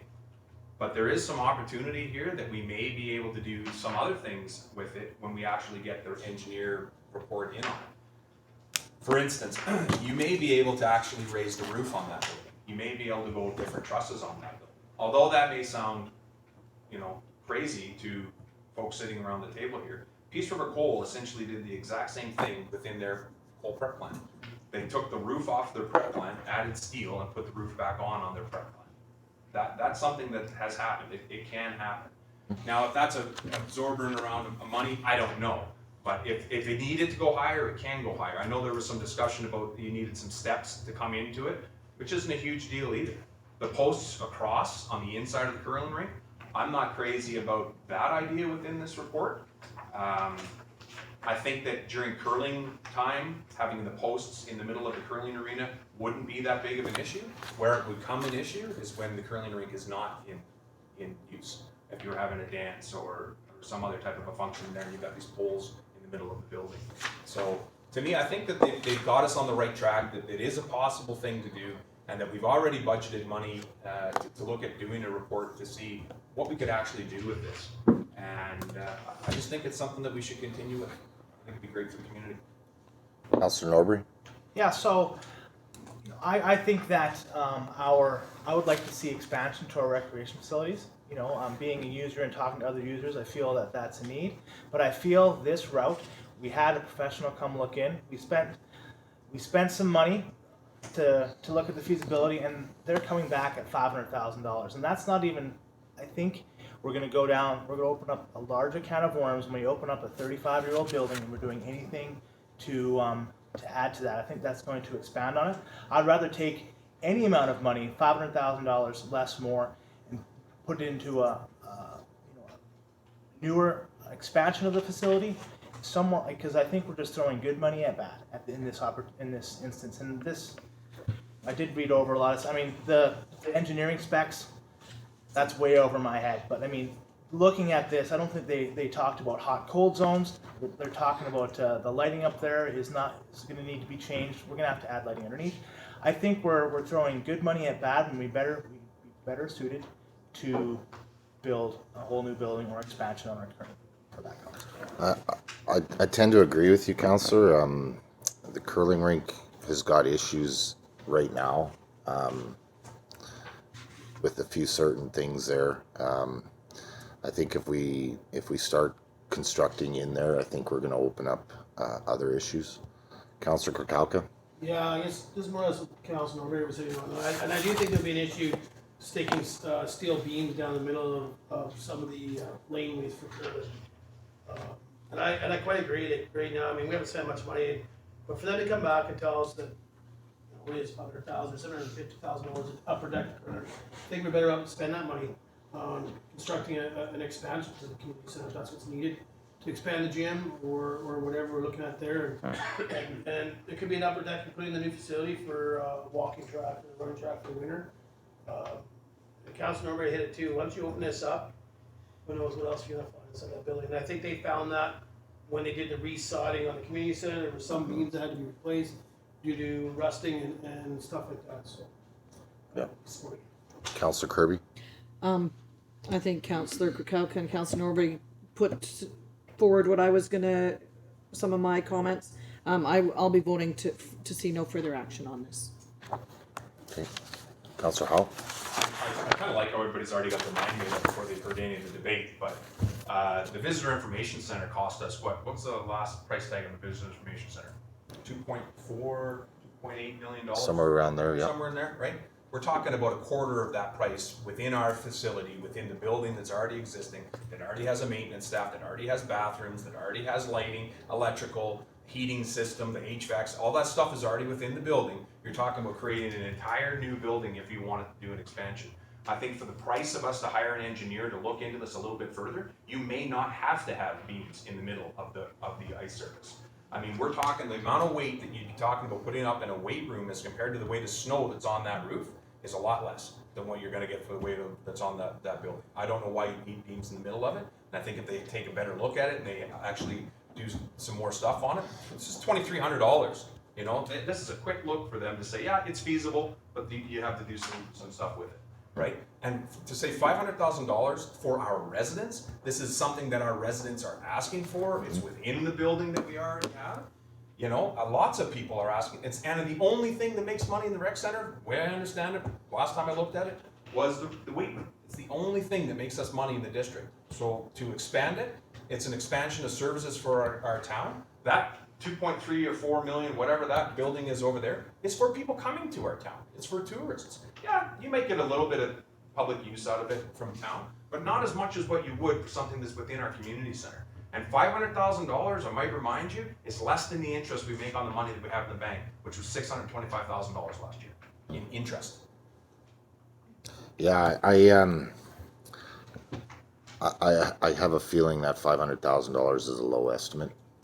But we're going to go against what the professionals tell us. We just heard in the previous report, professionals just told us this. We should be following their rule. But professionals tell us this and we don't agree with these professionals? Which one is it? Yeah. Councillor Norbury, did you have a comment? I did, yeah. So like, if we're looking at costs, you know, this is just speaking with people who've seen what, you know, $500,000, $1 million can do. And, you know, we could potentially, speculation. I've heard, you know, for $1 million, we can get, you know, a semi-temporary structure that'll last 20 years, like they do it in Ontario, like one of those big white bubbles, you know, for $1 million, and we could fit a football field in there, you know. So, I absolutely, like, this isn't I'm trying not to debate the merits of indoor walking path. I would love one, you know. I don't know if Councillor Lehman is fully behind, you know, getting out there running again, but you know, I would love to have, you know, running opportunities in the wintertime, and I'm not trying to debate that because I do agree that I think this is a need for the community, but I think when it comes to value, we would get more value out of looking at other options that will, you know, serve a purpose, and I think can have an added service. And in this case, I think it's just, you know, we better spend the money. That's exactly how I feel. I think, you know, even if we do upper deck the curling rink, I think that is limited space, and I think we would outgrow that space very quickly for what we were trying to accomplish. So that's why I'm not in favor of this motion, and I am in favor of looking at other options, including a separate building. Councillor Lehman. Thank you, Mayor Bertrand. And you need a little I'll poker. dust off my spikes. I'll be waiting. There's a couple of things. Columns in the middle of the curling club, not really that big of an issue. I've curled in lots of places where there's supports going down the length of the ice, so that's not an issue. Lighting has been fixed, so that's not an issue. But what about, I mean, instead of lifting the roof, why not build on top and use the existing roof as your floor? I mean, that's an option. So, I don't know. I mean, I'm not totally against it, but I'm also, I know I would get a lot of flack for cutting the roof down on the curling rink, but I mean, you could build on top. The only thing is that access could be, I'm sure there's a way of figuring that out as well. Well, and another point to this too is if we do decide to go ahead with this and construct this, we're also putting the curling club out for at least construction. So that would be an inconvenience as well. Councillor Howe? That's in the report. I didn't see that in there. Well, do you believe that they can get this done in the summer? I thought we're going by professional opinions here again. That's your opinion, right? That is my opinion, yeah. Okay, any other comments? Call to question on the motion. All in favor? Opposed? Defeated. Councillor Norbury. So I'd move to that curling rink upper decking project be removed from the 2019 strategic plan and no further action is taken on the project. Seconder, Councillor Kirby. Open for discussion. Call to question. All in favor? Opposed? Carried. Thank you. Okay. 8.7, Community Center Arena Concession and Ticket Booth Lease Agreements. Report from the Acting Director of Community Services and Facilities dated June 24th, 2019. Seek direction from Council, the desired renewal process for the Community Center Arena Concession and Ticket Booth. Recommendation, please. Councillor Krokowka. The council directs administration to negotiate a lease agreement with the Tumbler Ridge Lions Club for the arena concession for the purpose to operate a concession commencing September 16, 2019 and ending September 15, 2022. And the council directs administration to negotiate a 3-year lease agreement with the Tumbler Ridge Minor Hockey Association for the ticket booth commencing March 1st, 2019 and ending February 28, 2022. Seconder. Councillor Norbury. Open for discussion. Councillor Kalka. So I moved, I know the staff recommendation was for 1 year, and I was in a talk with Mr. Wall, and I guess it's just something we went to. Previous to that, they used to get a 3-year or 2-year. I can't confirm the 3-year, but I think it was a 2-year. So they'd have to keep coming in and asking for it. So that's why I've changed it to a 3-year. I mean, that seems like what we started doing with the other places. So one was the concession in the upper part of the community center. Because it was already being done, they did it. Next year, the golf course and Monkman RV Park will be a 3-year. It was just a motion we made. It was due to, we were trying to change the year term after we'd already put out the request for interest on that one. This one here, we're just gonna go into negotiations, and that's why I moved it to a 3-year for Clinton. It's already a 3-year in the report for minor hockey. Okay, any other comments? So, Councillor Krokowka. I got one previously, I excused myself, when minor hockey came up looking for the free use of the trend for the district. I no longer sit on that committee, or that board. That's the reason I haven't excused myself. Okay. Okay, call to question on the recommendation. All in favor? Opposed? Carried. Thank you. 8.8, Arena Bleacher Seating. A report from the Acting Director of Community Services and Facilities dated June 10th, 2019 to seek direction from Council on Arena Bleacher Seating. Recommendation, please. Councillor Majinski. Council receives this report for information. Seconder. Councillor Kirby. Open for discussion. Councillor Krokowka. So I might go off the way and reel me in. Okay. I disagree that we're doing this for information. I'm not sure if anybody's seen it in the thing, and just because it's a staff recommendation doesn't mean we can't change them. And get into a debate of what we want to see staff do or not do. So this was a previous budget item from previous to this council. So I would like to see us defeat the motion for information to bring it back for discussion to give direction to staff whether we want them to replace the seats that are currently there, remove and replace them, or remove them and leave benches. That's the reason I asked for this discussion. Okay. Councillor Kirby. Thank you, Mayor Bertrand. The reason I moved to information is because I myself personally just want it to remain the way it is with no other changes. That's, I read the report and I didn't see anything myself that I was going to vote for. Okay. Councillor Norbury. Yeah, I'm in favor of information.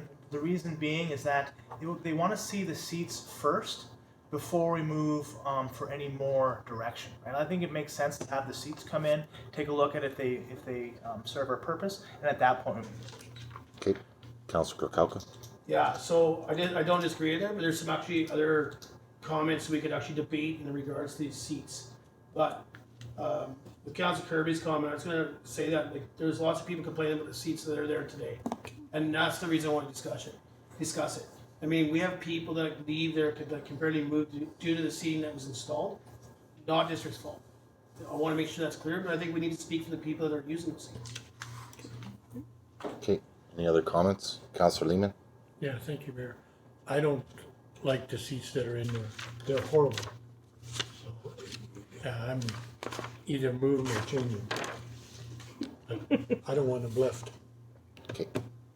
Councillor Krokowka. With that comment, I asked my fellow councillor to vote not in favor of this motion. Okay. Call to question, motion for information. All in favor? Opposed? Defeated. Recommendation, please. Councillor Krokowka. Move this for discussion. Seconder. Councillor Lehman. All in favor? Opposed? Carried. Thank you. Councillor Krokowka. So I was gonna talk to Mr. Wall today in regards to the seats that were there. And just maybe how we received those seats and the idea that when it first came up from council on the previous, that we were looking to install a small amount of seating to see how they would work. They were able to purchase more, so we installed them. So I see that staff has requested this company to send them a seat as a sample so that staff can check that out. I would hope we're given the opportunity to check the seats ourselves, or have people that belong to minor hockey check them out to make sure it's what will work. I mean, as long as it works within our community center, it'll actually fit and it meets the regs. Just for people to check them out before we go and purchase these seats, because maybe they're going to be no different. And I don't want to. If these seats won't work, they're the right specs, but they don't work, they're not comfy. To me, we just go back to the benches. So before we go and spend, I mean, there depends how many we buy, depends all that. It's quite costly. So I think, you know, I trust staff, but I mean, not all staff sits in those either. So, you know, I think, you know, some parents from minor hockey, whether they talk to the minor hockey board, get a few people come in and just see what they think before, to me, this council goes and spends an awful lot of money. Yep. Councillor Kirby. Thank you, Mayor Bertrand. So the seats that are there now, I've sat in them. I'm short. They're fine for me. But so you're saying leave the ones that are there and get more? Or and that's the thing, is like, I'm fine with what's there and just to leave it at that. That would be my vote. Just. Councillor Krokowka. Yeah, so I think staff, and I mean, I can't speak for them, but I understand they've received a lot of concerns about the seating. That's why, and from council as well. That's why they went out to try and find something different. Because they're actually, I mean, I'm short too, but I know I can't sit them. I can't sit them at all. And there's many people that can. People sometimes are forced to sit them. So the idea, I think, is to have a look at a different seat. And either a different seat will work, maybe council will spend more money. Maybe the majority of the vote will be, we're gonna leave them or take them out. But I know there's a lot of people that can't sit them. I don't think it was the idea of council. No, I've heard quite a few complaints. Councillor Howe? I spend a ton of time in that arena, mostly on the ice when I'm there, but I do go down and watch the younger groups play, and those seats, if you go, I've got pictures on my phone, and you go down and watch some of the tournaments, and the parents that are down there watching the games prefer to sit on the bleachers rather than the seats that were installed. They're like half of a seat. You literally get a quarter of your cheek on there, and then, you know, you can't get any more. You got to lean back against them so you don't fall out of the things. Like, they're totally not the right seats that we wanted. I think the way staff is saying, right, the administration is currently working with Seating Solutions to have the requested sample seats set out, and we'll see how this bar works. There's some type of a Mounting system. Yeah, mounting system. Now, is it going to go on top of the concrete or on the side of the concrete, or how does it go in there? I believe it's supposed to go on the top of the concrete. The wood has to be removed, but it will be going on the front corner of the concrete. And then when the seats flip up, that gives you the necessary space in between as well. And I disagree. I think they're going to the inside tread from the drawing I saw. But like I say, once we get them here, we get a chance to look at them and compare them. Yep. And I mean, you know, council can go down and have a look at it and say, hey, if, you know, it's temporarily in place. What do you think of these? Are they worth $250 or whatever the cost is when we get them installed? Yep. Any other comments? So, Mr. Wall, can you please engage with minor hockey board when the sample seat comes in to get some feedback from them? Councillor Howe? And figure skating as well. And figure skating too, yeah. Good engagement. Better than the province, please. I mean, it's going to be, we can get the seat in. The thing is, we're not going to have a mounting system to put it on, so it's just going to be the seat, yeah. Yeah, we might have to have a safety system, one person holding each side as they're sitting. We can get people to try it out, yeah. Yeah. Okay. Moving on, 8.9, Legion Week Community Event. Deferred from June 10th, 2019 potential scheduling conflict with the rental of the stage has been resolved. There are enough stage pieces available for both groups. A report from the Acting Director of Community Services and Facilities dated June 10th, 2019 to present a fee waiver request from the Royal Canadian Legion for in-kind services, equipment for the purpose of hosting the annual Legion Week community event in Tumbler Ridge on June 30th, 2019. Councillor Norbury. I'd like to move to the alternative to the recommendation, and that's council waives the TR 44 waiver policy and approves an amount of approximately $1,200 to support the Tumbler Ridge Legion Week. Seconder, Councillor Kukalka. Open for discussion.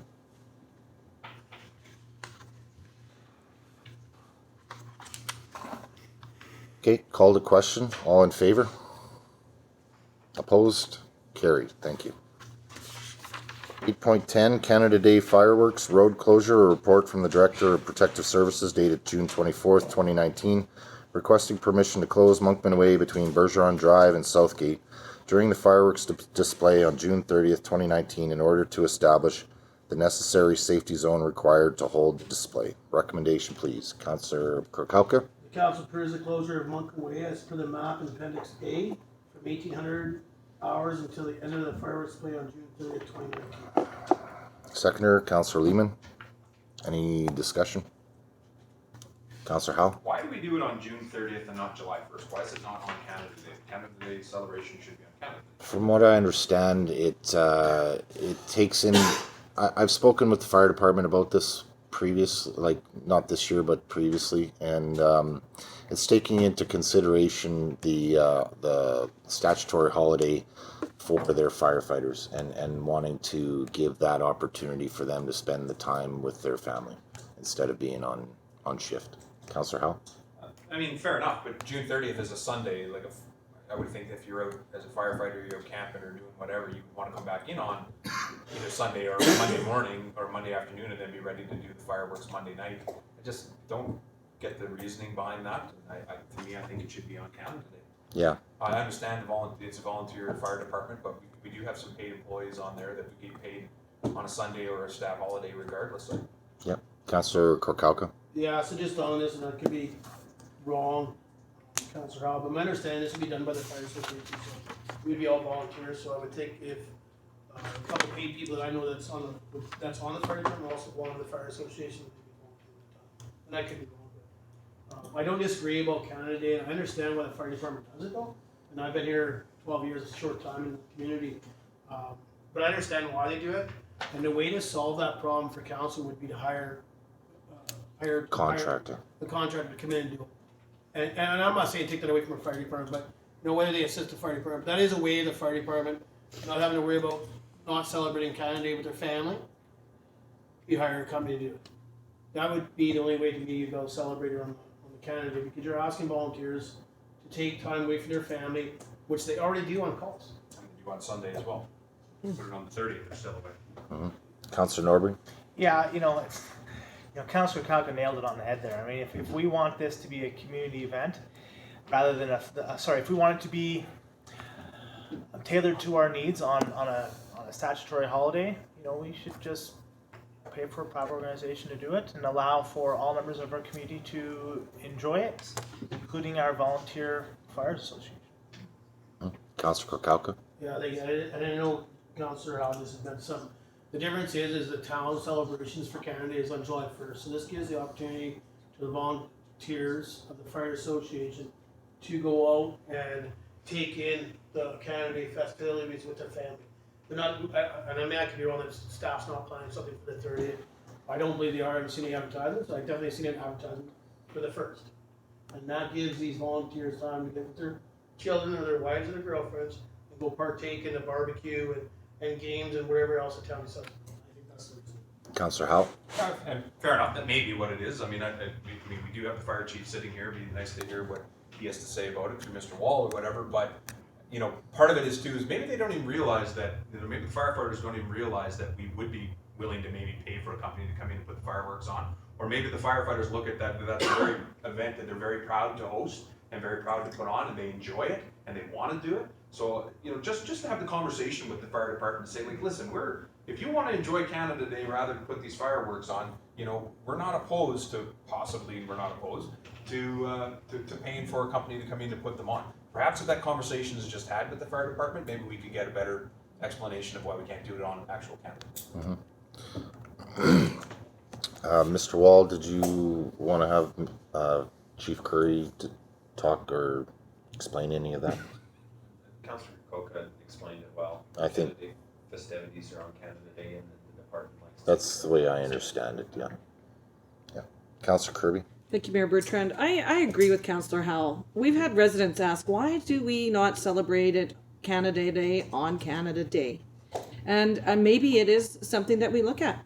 Give the fire department an option to say, no, we would rather not do it, and maybe look at contracting somebody in. It's a way to at least have the discussion. Mm-hmm. Yeah, my only concern would be as long as the contractor provides the firefighting services for that show, but so that we don't get called out as well. Councillor Kukalka? Yeah, I would think if you decide to use a contract, I guess that's something you guys, we could look into, and they would have to have some kind of backup plan, but the backup plan to me is your fire department's here to respond if something happens. Yeah. Kind of defeating the purpose. To me, if we're looking, I think, you know, I mean, I guess gotta decide on this year, and it's fairly close, but if we're, I don't disagree that we should have it on Canada. I'm in favor of Canada. I understand why we don't do it within the district of Tumbler, and I support the volunteer organization that puts it on, but maybe we should reach out to them. And if we're willing to bring in a contractor to put on fireworks, then to me, I think we're willing to pay the fire association as a subcontractor for the district of Tumbler to put on fireworks if they so wish. Okay. You know what I mean? Like if we're gonna go and hire a contractor, to me the fire department does it's one of the best fireworks I see for a small community. They do an amazing job. So obviously I believe, and I'm pretty sure I'm right, but we add money into a budget to pay for the fireworks. And then on behalf of the fire association, they volunteer their time the whole day actually to go down there, set these things up the whole day long, and then set them off at night. All I'm saying is if we decide that we really want it on the first, obviously not this year, I would think we don't have enough time. But if we decide that next year, I think we should, if that's the will of council or the wish of council, to me we reach out to the fire association and say that we're willing to pay a contractor. Are you willing to be a subcontractor or a contractor to the district of Tumbler? Because they do such a good job. I mean, you know, I understand why they want to be with their families. I don't. Yeah, I really don't either. And I guess it is the will of council what day they would like to hold it on. But in my personal opinion, if I was a firefighter that had the choice to spend the day with my family or get paid to do the fireworks display, I'd choose the family myself. But okay, so we'll call a question on the recommendation, and can propose another recommendation or direction to staff afterwards. All in favor of the recommendation for the closure of Monkman Way? Opposed? Carried. Any other recommendation or direction to staff? Councillor Kukalka? Pardon? I don't know if I want to make a motion unless somebody else does, but I'd like to come in and talk to Mr. Wall maybe and come up with a notice of motion for the next meeting. And I just want to word it right. I definitely don't want to offend volunteers in the community, especially for what they do. And I just want to make sure I've got it right before I throw out just a motion. I don't want to just throw it out there. And maybe a meeting with Fire Chief Curry. Well, I figured I wouldn't talk to Chief Curry. I actually thought I'd reach out and talk to the president of the Fire Association. Yeah.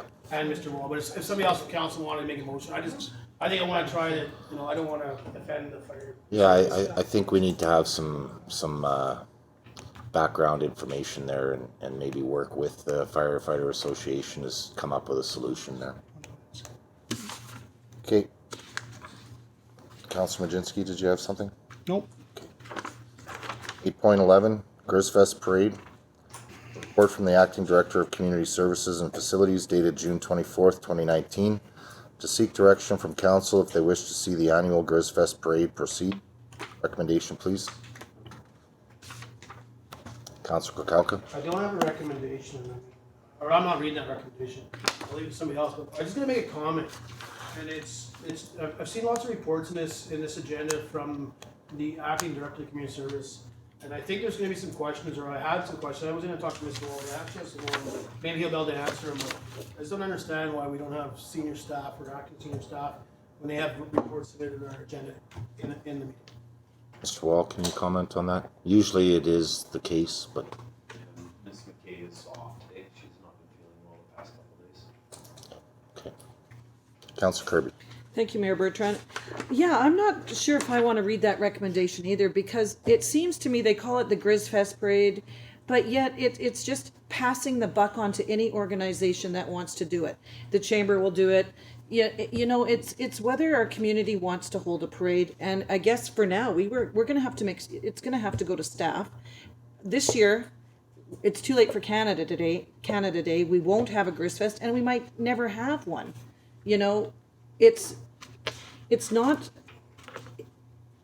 Are we going to commit to having one? Pick a date and say for next year this is when it's having. I don't think we have time to pull one off this year. No. But I think what the discussion has to be made is if we're going to put it into like following Canada Day, maybe that's where we go. In this report, it says that we often go to Puskupi. This is my second term. I've never been to a Puskupi Canada Day. Yeah. I don't know.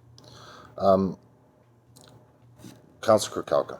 Yeah, before I was going to read a motion. Before I do that, just maybe if we can just reach out and, you know, I know we said it not enough time, but I can't remember what it was called. Councillor Kirby, you maybe remember Crazy Animal Parade for Canada Day, or remember there was something when I first came. Maybe somebody else from council knows. But it was not it wasn't an actual parade. Well, okay, it was a parade. I'm not gonna say it wasn't an actual parade, but it was like I remember seeing the kids walk their ponies and their dogs, and they're all decorated up. Does anybody remember what that was called? The staff. The bicycle parade. No, I can't remember what it's called. Okay, I'm gonna move a recommendation here before we get talking about more animals. The council directs administration to cancel the 2019 parade and prepare for the 2020 Canada Day parade. Seconder, Councillor Howe. Open for discussion. All in favor? Sorry? Go ahead. So I just got a question about that. Yes. So, midnight council, 2020, okay, good with that part. But if I could just, there's another motion there, or another alternative, and I'd like confirmation on this, that we did not budget money to throw on the GRIZFEST Parade for 2019. Because staff did that the previous year, so I don't understand why we wouldn't have budgeted for that. I'm not sure. Mr. Wall?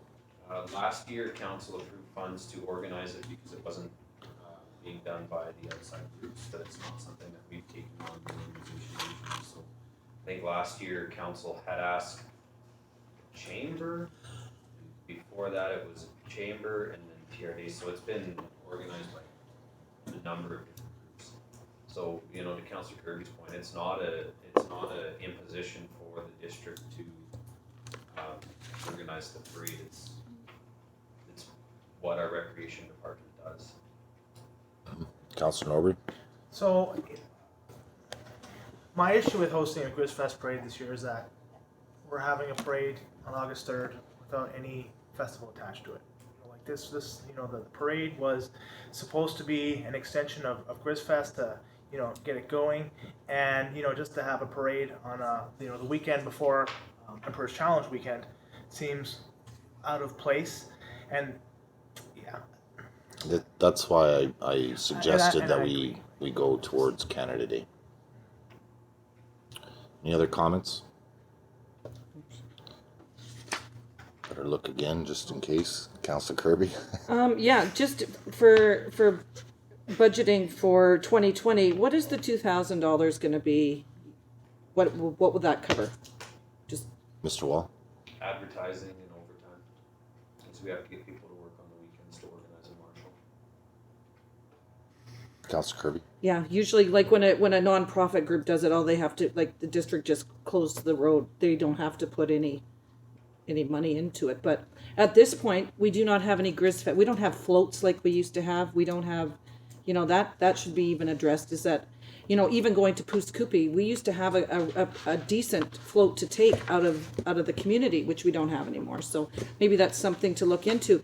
We have to lead by example. If we're going to host a parade, then maybe we should have like a decent float to lead it. Well, we've got a pretty decent wrap on a vehicle. It stands out pretty good, I think. Definitely parade worthy, I would say. Yeah, it's great. It's not. It is. It's good. It's not the trailer and tassels and Yeah. Councillor Lehman on there waving his hand, but okay. Call the question on the recommendation. All in favor? Opposed? Carried. Thank you. Your turn today, Bernie. 8.12 schedule of meetings. Councillors had a chance to look at that. Any concerns?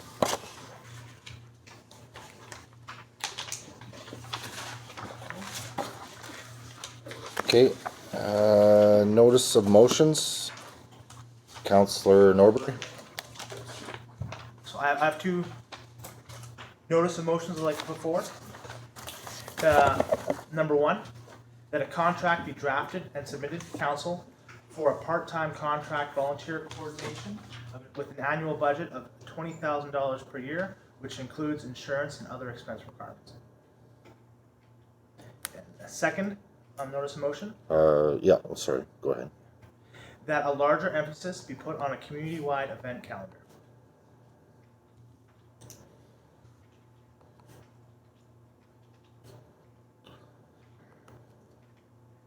By who? By the district. Okay. Staff. Yes. Okay. Councillor Kirkowka? Was that not passed yesterday in strategic plan meeting in regards to the calendar by staff taking that up? Mr. Wall? No. Okay, any other notice of motions, councillors? Okay, I have one here. It's in regards to construction waste bins. I'd like to move that council direct staff to look into supplying two construction waste bins at our transfer station. Yeah, that's all. And the reason for that motion is to try and alleviate some of the illegal dumping around our community. Councillor Hall? Just for 1 second.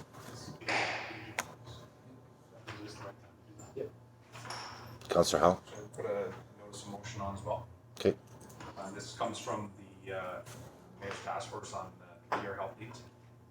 The council approves a grant application to conduct an age-in-place needs assessment, and the council approves an unbudgeted amount of $30,000 to conduct an age assessment and conduct an age-in-place needs assessment, and that council waives purchasing policy TR-1 and contracts with the University of Northern British Columbia Community Development Institute to conduct an age-in-place needs assessment. Okay, very good.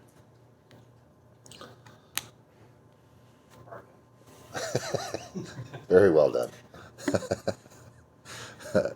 9.1 UBCM trade show booth. Councillor Kirkowka brought forward the following notice of motion at the June 10th, 2019 meeting. Oh shoot, I did have another one. I'll have to bring that up after, I guess. That unbudgeted funds in the amount of $10,500 be approved to secure and operate a trade show booth at the 2019 UBCM convention in Vancouver. Second to the Councillor Kirkowka. Seconded. That's your motion. You can't You just second read it. Okay, I'll move that. Councillor Kirkowka seconded. Open for discussion. Thank you for the correction. Councillor Majinski. Is Councillor Kirkowka manning this station? I doubt it. Councillor Kirkowka? Yeah, so that's the budgeted amount came from, the unbudgeted amount for the 10,500 came from staff to send 2 people down. The UBCM is a fairly busy one. I think, don't get me wrong, I'm definitely gonna attend the booth as much as I can if I'm not busy in a seminar or meeting with ministers. But if this actually goes through and we see something out of it, I think that's something we can look at for the FCM, where, to me, if we did go down to the FCM, I think that's where we could rotate council. You know, there is a little bit more room in the FCM. We're not meeting with federal ministers. Mm-hmm. We don't have the time to meet, we're not meeting with them anyway, but it's set up. So we'd be able to revolve that to the FCM, so the budget wouldn't be that, except for getting the product down there. So unless you want to direct straw next year. Any other comments? Okay, call to question. All in favor of the motion? Carried, thank you. 9.2 fences. Councillor Kirby brought forward the following notice of motion at June 10th, 2019 meeting. Councillor Kirby, would you like to read this one? Won't you? I could. I was on a roll there. Yeah, go. I can read it. That the amendment to the subdivision and servicing bylaw be drafted to limit fence location in amalgamated lots to the same physical location of the fence in the neighboring properties. Seconder. Councillor Norbury, open for discussion. Councillor Howe. So what does that mean? Councillor Kirby, do you want to comment? Okay, so if you have a property, okay, say at my house, I bought the property in the back, so I could go down a street and then my fence would be the front. So what's happening is that if you've got two properties with two forward facing to the street, not a side property where you can put your fence this way, it's where your fence is actually coming to the front of the property on the opposite street. Maybe Mr. Wall can explain this better. No, Yeah. So yeah, okay. So it's just for street appeal, and then for the property that's right next to you, all of a sudden you're limited to your fence behind your house, but yet you've got a fence coming out this way. Mm-hmm. It's happened in I think there's 3 or 4 locations in town. Councillor Krokowka. Yeah, so you're, like, just to get clarification, and I believe that you said it right, I just want to make sure I'm right. So if I own properties front to back, my back fence, if I join those properties, the fence that I build in the back of my yard that I've extended can only go as far as allowed it if I was to put a house back there. Right. So I'd only come up to. Councillor Howe. So isn't that what's happening right now up on, It's Isn't that exactly what those guys are doing though? They're putting their fences where the front of a house would be. No, they've gone past that. But I believe that the council issued a variance for that property. Mr. Wall, is that correct? So right now, there's no restriction. You've turned a front yard into a backyard, and you're able to put that fence all the way to the back of your property, which I think you can just imagine if you had somebody do that to the left and right of you, you're now living in a cubicle. Any other comments? Councillor Howe? I'm just concerned that it's not going to affect, like, if somebody has a house next to mine and their fence goes back 50 feet to the end of their property line. Now I go and purchase the property behind mine. Is mine limited to his fence line at 50 feet because he doesn't own the property behind him? No. you're saying that I can continue on into that property that I have, but I cannot go past The point at which where a house would be. the frontage of a house. So I was under the understanding that's how these work. That's what I thought That's too, right, until that's you the way see I it. thought that they were. And that's how I thought these were, because I know that your fence in our bylaw can't go past the front of your property, Correct. the front of your house. Correct. Councillor Norbury? Yeah, this essentially closes that loophole, Right. right? Because it's a weird loophole right now, and it was a good catch that we can close that loophole before it comes into, well, you guys didn't have a law against it. You guys didn't have a bylaw against it. So. We didn't have, not you guys. Councillor Howe? Well, then there should be, I believe there's something in the language of how close you could put your house to the front of your property, right? Correct. Be it 35 feet or whatever it is. Right. So shouldn't that fence just be the exact same distance of whatever that is? Correct. Okay, good enough. I think it's 7 meters or something. Yep. Okay, moving on. Sorry, Councillor Krokowka. Oh, yes, we do. Call the question on the motion. All in favor? Opposed? Carried. Thank you. Pardon me? No, I'm going to do that under councillor's business. So, councillor's business. Thank you, Councillor Norbury, for submitting your report to the Tumbler Ridge Society for Children's Needs. Any other, Councillor Kirby? Yes, I was having a problem with my computer, so my reports didn't actually go out, so I'm just going to give them verbally tonight. I attended the PRD meeting in Fort St. John on June 13th. There was a really good presentation from the Canadian petroleum producers identifying the issues impacting our oil and gas sectors. They were looking to members for support to stop bills C-69 and C-48. Both those bills did pass, so they missed that. The PRD was have put two resolutions forward to UBCM on search and rescue funding, as well as increased investments to BC Park boat launches. I attended the Geopark meeting on June 17th. They've scheduled a tour for Fort St. John and Taylor Council for July 29th. So also open for the PRD members who would like to attend. The Geopark has been requested to provide a long-term cost report of the Geo Interpretive Center from Mr. Wall. The Geopark Museum are working together on amalgamation. It's going good. The fishing derby is this weekend and is starting to fill up, so if you haven't registered, register. Trudgiac, which is the Tumbler Ridge UNESCO Global Geopark Indigenous Advisory Committee, is working on their governance structure and will be meeting in July. I attended the West Moberly First Nation TLE land selections meeting on June 19th.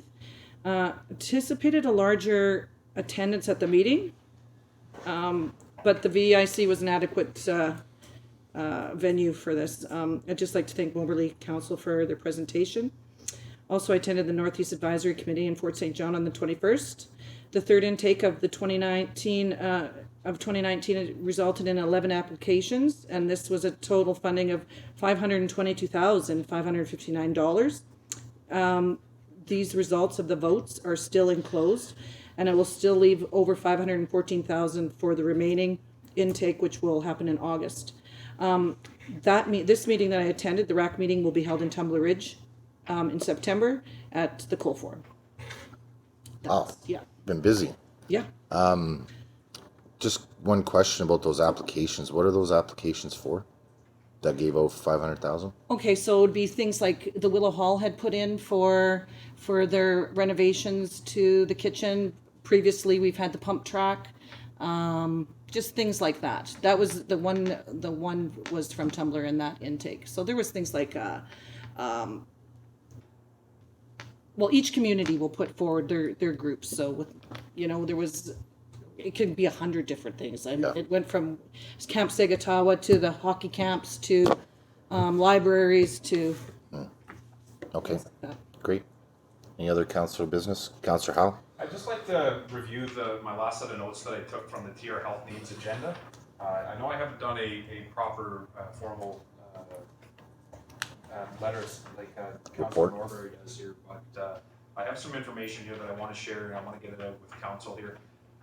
We've discussed Northern Health with Northern Health on employee burnout and work-life balance at the clinic, and they do need to get back up to full nursing there again. They're having some issues.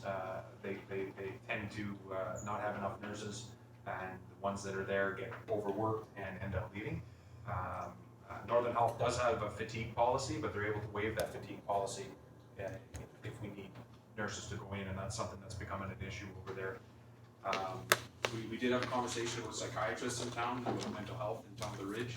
So there are 6 psychiatrists in the region, 4 in Fort St. John and 2 are in Dawson Creek.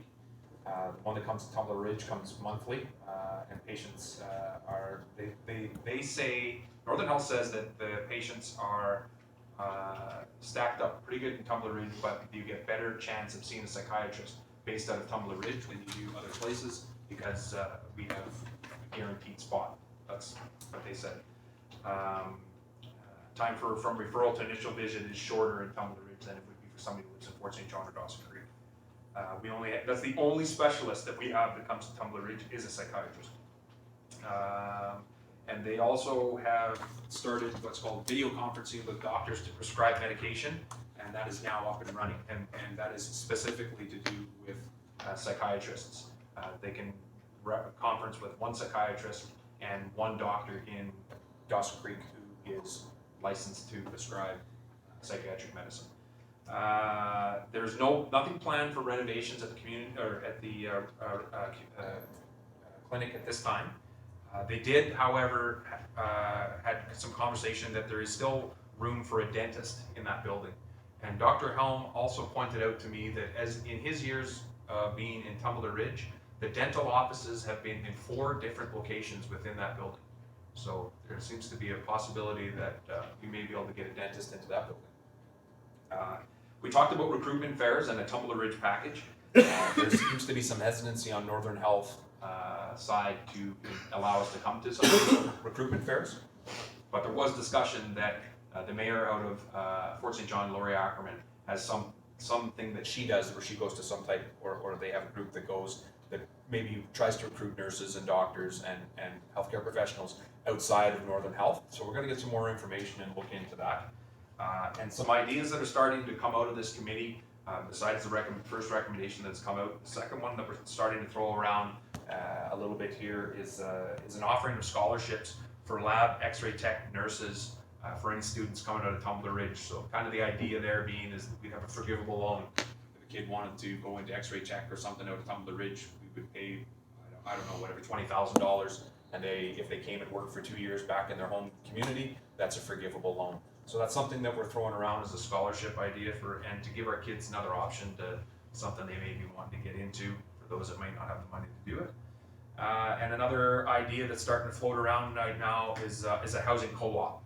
So this would be an interesting thing that came from Northern Health, is they talked a lot about the new nurses and doctors and healthcare professionals that come to Tumbler Ridge often are somewhat isolated. They only seem to work within the group that's there, and they don't get an easy opportunity to meet and socialize with other people. And that's something that I was not aware of, is that the social aspect for those folks coming here is very difficult for them when they come to Tumbler Ridge.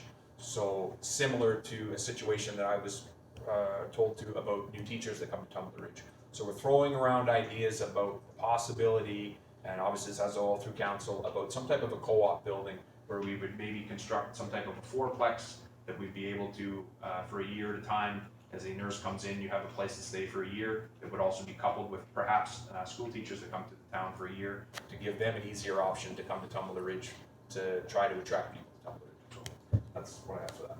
Excellent. It's definitely appears that task force is making some good strides, and I thank you very much for continuing that.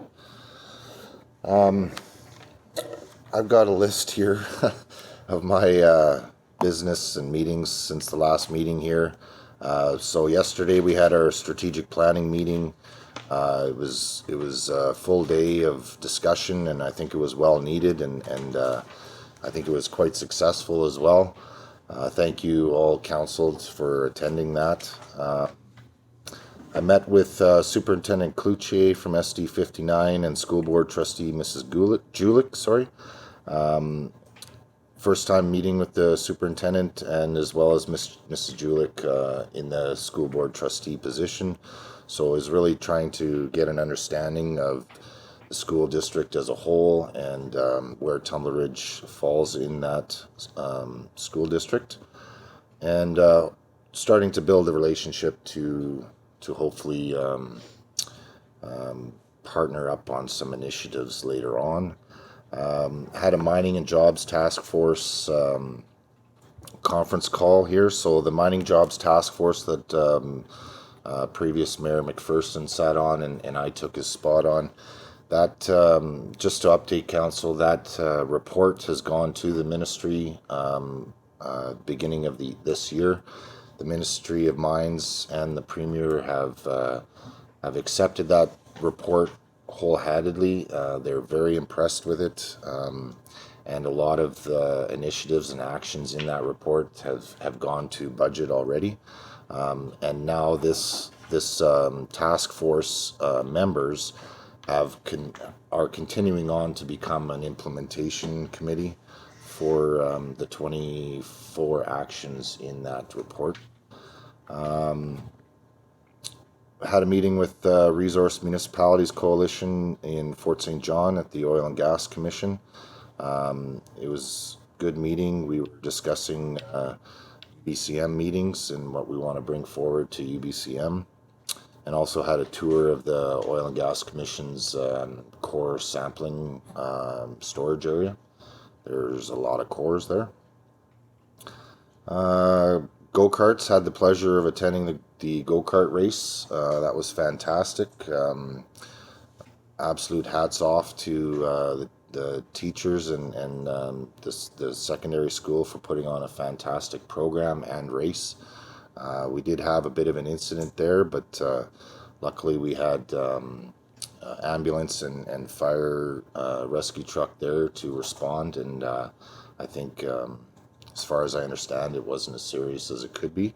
So but really enjoyed the day and really enjoyed seeing the pride in all the students there for really taking 4 months to build that project and taking a lot of pride in it, and there was a lot of character in all those carts. So just a reminder to council, the auction for those carts is coming up, I believe tomorrow. So get out there. Moose Lake Wind grand opening for Boralex. Had the pleasure of cutting the ribbon with Mayor Coutre from Chetwynd. Pretty impressive site. Those 4 turbines produce as much power as 34 turbines in Dawson Creek. So it's a smaller footprint, but new technology and a very large structure and blades, but pretty impressive and exciting because another large company in our area and Boralex is very committed to becoming community involved, not only personally but financially as well. So that's exciting. I was judged for grade 11 community planning project. That was pretty incredible at the secondary school as well. These students put 2 weeks to build an entire town on a big sheet of cardboard or whatever it was, and the amount of detail in those towns were pretty incredible. And I'd like to thank Mr. Wall and Mr. Powell for consulting with the students there. Really appreciate you guys helping them out with that, and it was excellent, very well done. And thank you to Mrs. Maitland, teacher for grade 11 social there, for inviting me out. We also had our West Moberly open house here the other night. I thought it was a success. I was surprised by the amount of people that showed up. I was getting pretty worried that our venue wasn't going to be big enough, but it actually worked out quite well. And big thanks to West Moberly Council for coming and presenting and giving us the history and really introducing themselves to our community. And we just had a meeting with New Canuma President John Shade in there, and very nice to continue that relationship, and look forward to working with him again in the future. And one last thing, Councillor Kakauka. Yeah, so, like you were, I'm not gonna mention all the things some of the people mentioned. I actually attended some of the same things with the mayor and Councillor Kirby. One thing I forgot to mention is we actually had a meeting with Soto Council. The chief wasn't there, but we met with their council, and they've made some selections around Tumbler Ridge, and I believe there's a report coming from staff with what their selections were. So this sets out that there is some selections that they're looking at in our community as well. For TLE, For yes. TLE. Okay, and sorry, Councillor Kirby. Thank you, Mayor Bertrand. I'm gonna add, this isn't really councillor's business, but if I don't speak up to this, I won't sleep tonight. Our delegation, Mr. Brodeur tonight, I decided not to comment because I had to let my, I thought he had a lot of misinformation about our staff. I do not agree with one thing he said. I think we do a great job at what our animal control. And I think he took the opportunity to get off topic. He talked negatively about community groups and about staff and about council. So, you know, I think there are points when a delegation comes that they could be stopped at some points. Mm-hmm. That's just, I'd like to add that. Okay. Yeah, and so lastly, I'd like to bring forward a motion for reconsideration for the entrance signs. I'd like to bring forward that reconsideration motion to ask staff to bring forward the report again so that we can review the report prior to budget and make any changes that we would prefer. As it stands right now, the action by staff will be to put forward a package to deliver to us before budget 2020. Is that correct, Mr. Wall? During budget, yes. During budget. So the reason for this reconsideration motion is to ask staff to report prior to that. So if we have any changes, we're not debating it at budget time. Councillor Kukauka. I'll second the reconsideration motion, but not debate the reason why. Well, debate it like this. I mean, I get me wrong on how this works, but the motion is to reconsider or bring back for reconsideration the motion from the previous council meeting in regards to welcome signs. The reason why is what the mayor said, but to get into that debate, I think it happens after we vote in favor or opposed to that reconsideration. I just want to make sure we debate it at the right time. Mr. Wall. Maybe first we'll let Councilor Majinski speak. Is it okay if I? Councilor Majinski. Because of a conflict. Yes. Thank you. Yes, thank you. Keep forgetting about that one.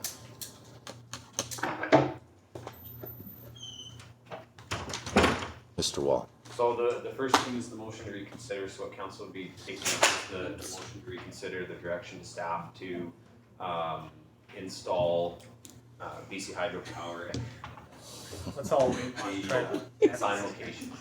And so then that's been seconded. So now council needs to debate whether or not it's worth reconsidering this motion. So you would make your argument for why I think this motion needs to be reconsidered. Right. Okay. So, Councillor Kukauka. Yeah, so I want to see it come back forward in regards to getting it back into discussion. That's why I did actually talk to Worship. I wanted to be rescheduled to council so we can discuss again what went down there. So right now it sits that I made the motion and maybe it was the wrong motion that I put out there.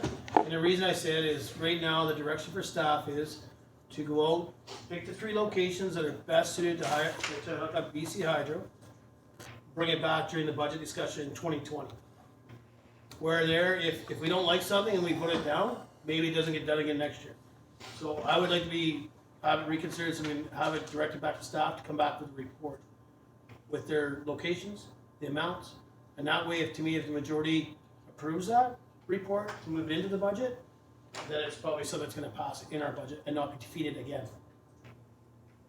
Councillor Nobre. Yeah, that makes absolute sense, and that we have that conversation before budget so that we can actually see some forward motion on this versus stalling it for another year. Any other comments? Call to question on the motion for reconsideration. All in favor? Carried. Thank you. Councillor Kukauka. I'd like to make a motion that we defer this welcome to Tumbler Ridge signs until the next regular meeting of council and have staff supply the same report. And that way it's right in front of us to debate that. Okay, seconder. Councillor Lehman.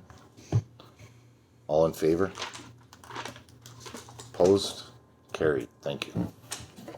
Okay, can we grab Curtis, sorry. Same thing. He's got to grow a beard. Okay. Moving on to section 11, question and answer period. We actually have a gallery guest here. Do you happen to have any questions in regards to the agenda tonight? I just got one question, one comment. You're gonna cancel the GRIZFEST Parade altogether, right? Yes. That's the idea of this. The GRIZFEST Parade is a parade for the kids, not for the adults. It never was for adults. So is there gonna be anything else for kids during that period of time? And we have one at the end of the year for the Lions. We have the big one down at the park. Is there anything gonna be for the kids during the summer? Just for the kids, like? Councillor Kukauka. I believe the town's hosting, I mean, I've seen some posters, a huge Canada Day celebration, barbecue, their haystack, fines. So I think the town's doing something, and it's unfortunate that we're canceling the parade. I mean, I think it's great to see the streets full, but there's no GRIZFEST, I think, and that's why, to me, the mayor made a motion to add the Canada Day parade next year during Canada Day. Yeah, well, that's right. So Yeah, I think that's for next year, but I was just wondering, if there would be anything for this year. Unfortunately not, no. Oh, okay. Mr. Ernst, do you have a question? No? Okay, Councillor Norbury? I'd like to make a comment to that. I mean, I think if any organization felt that they wanted to host a parade, they can come to council and you know, ask for that, right? Like, I would love to see more community events in town, and if an organization wants to have a parade, you know, make a request to council, and we'll debate at that point. I agree. Okay, no close.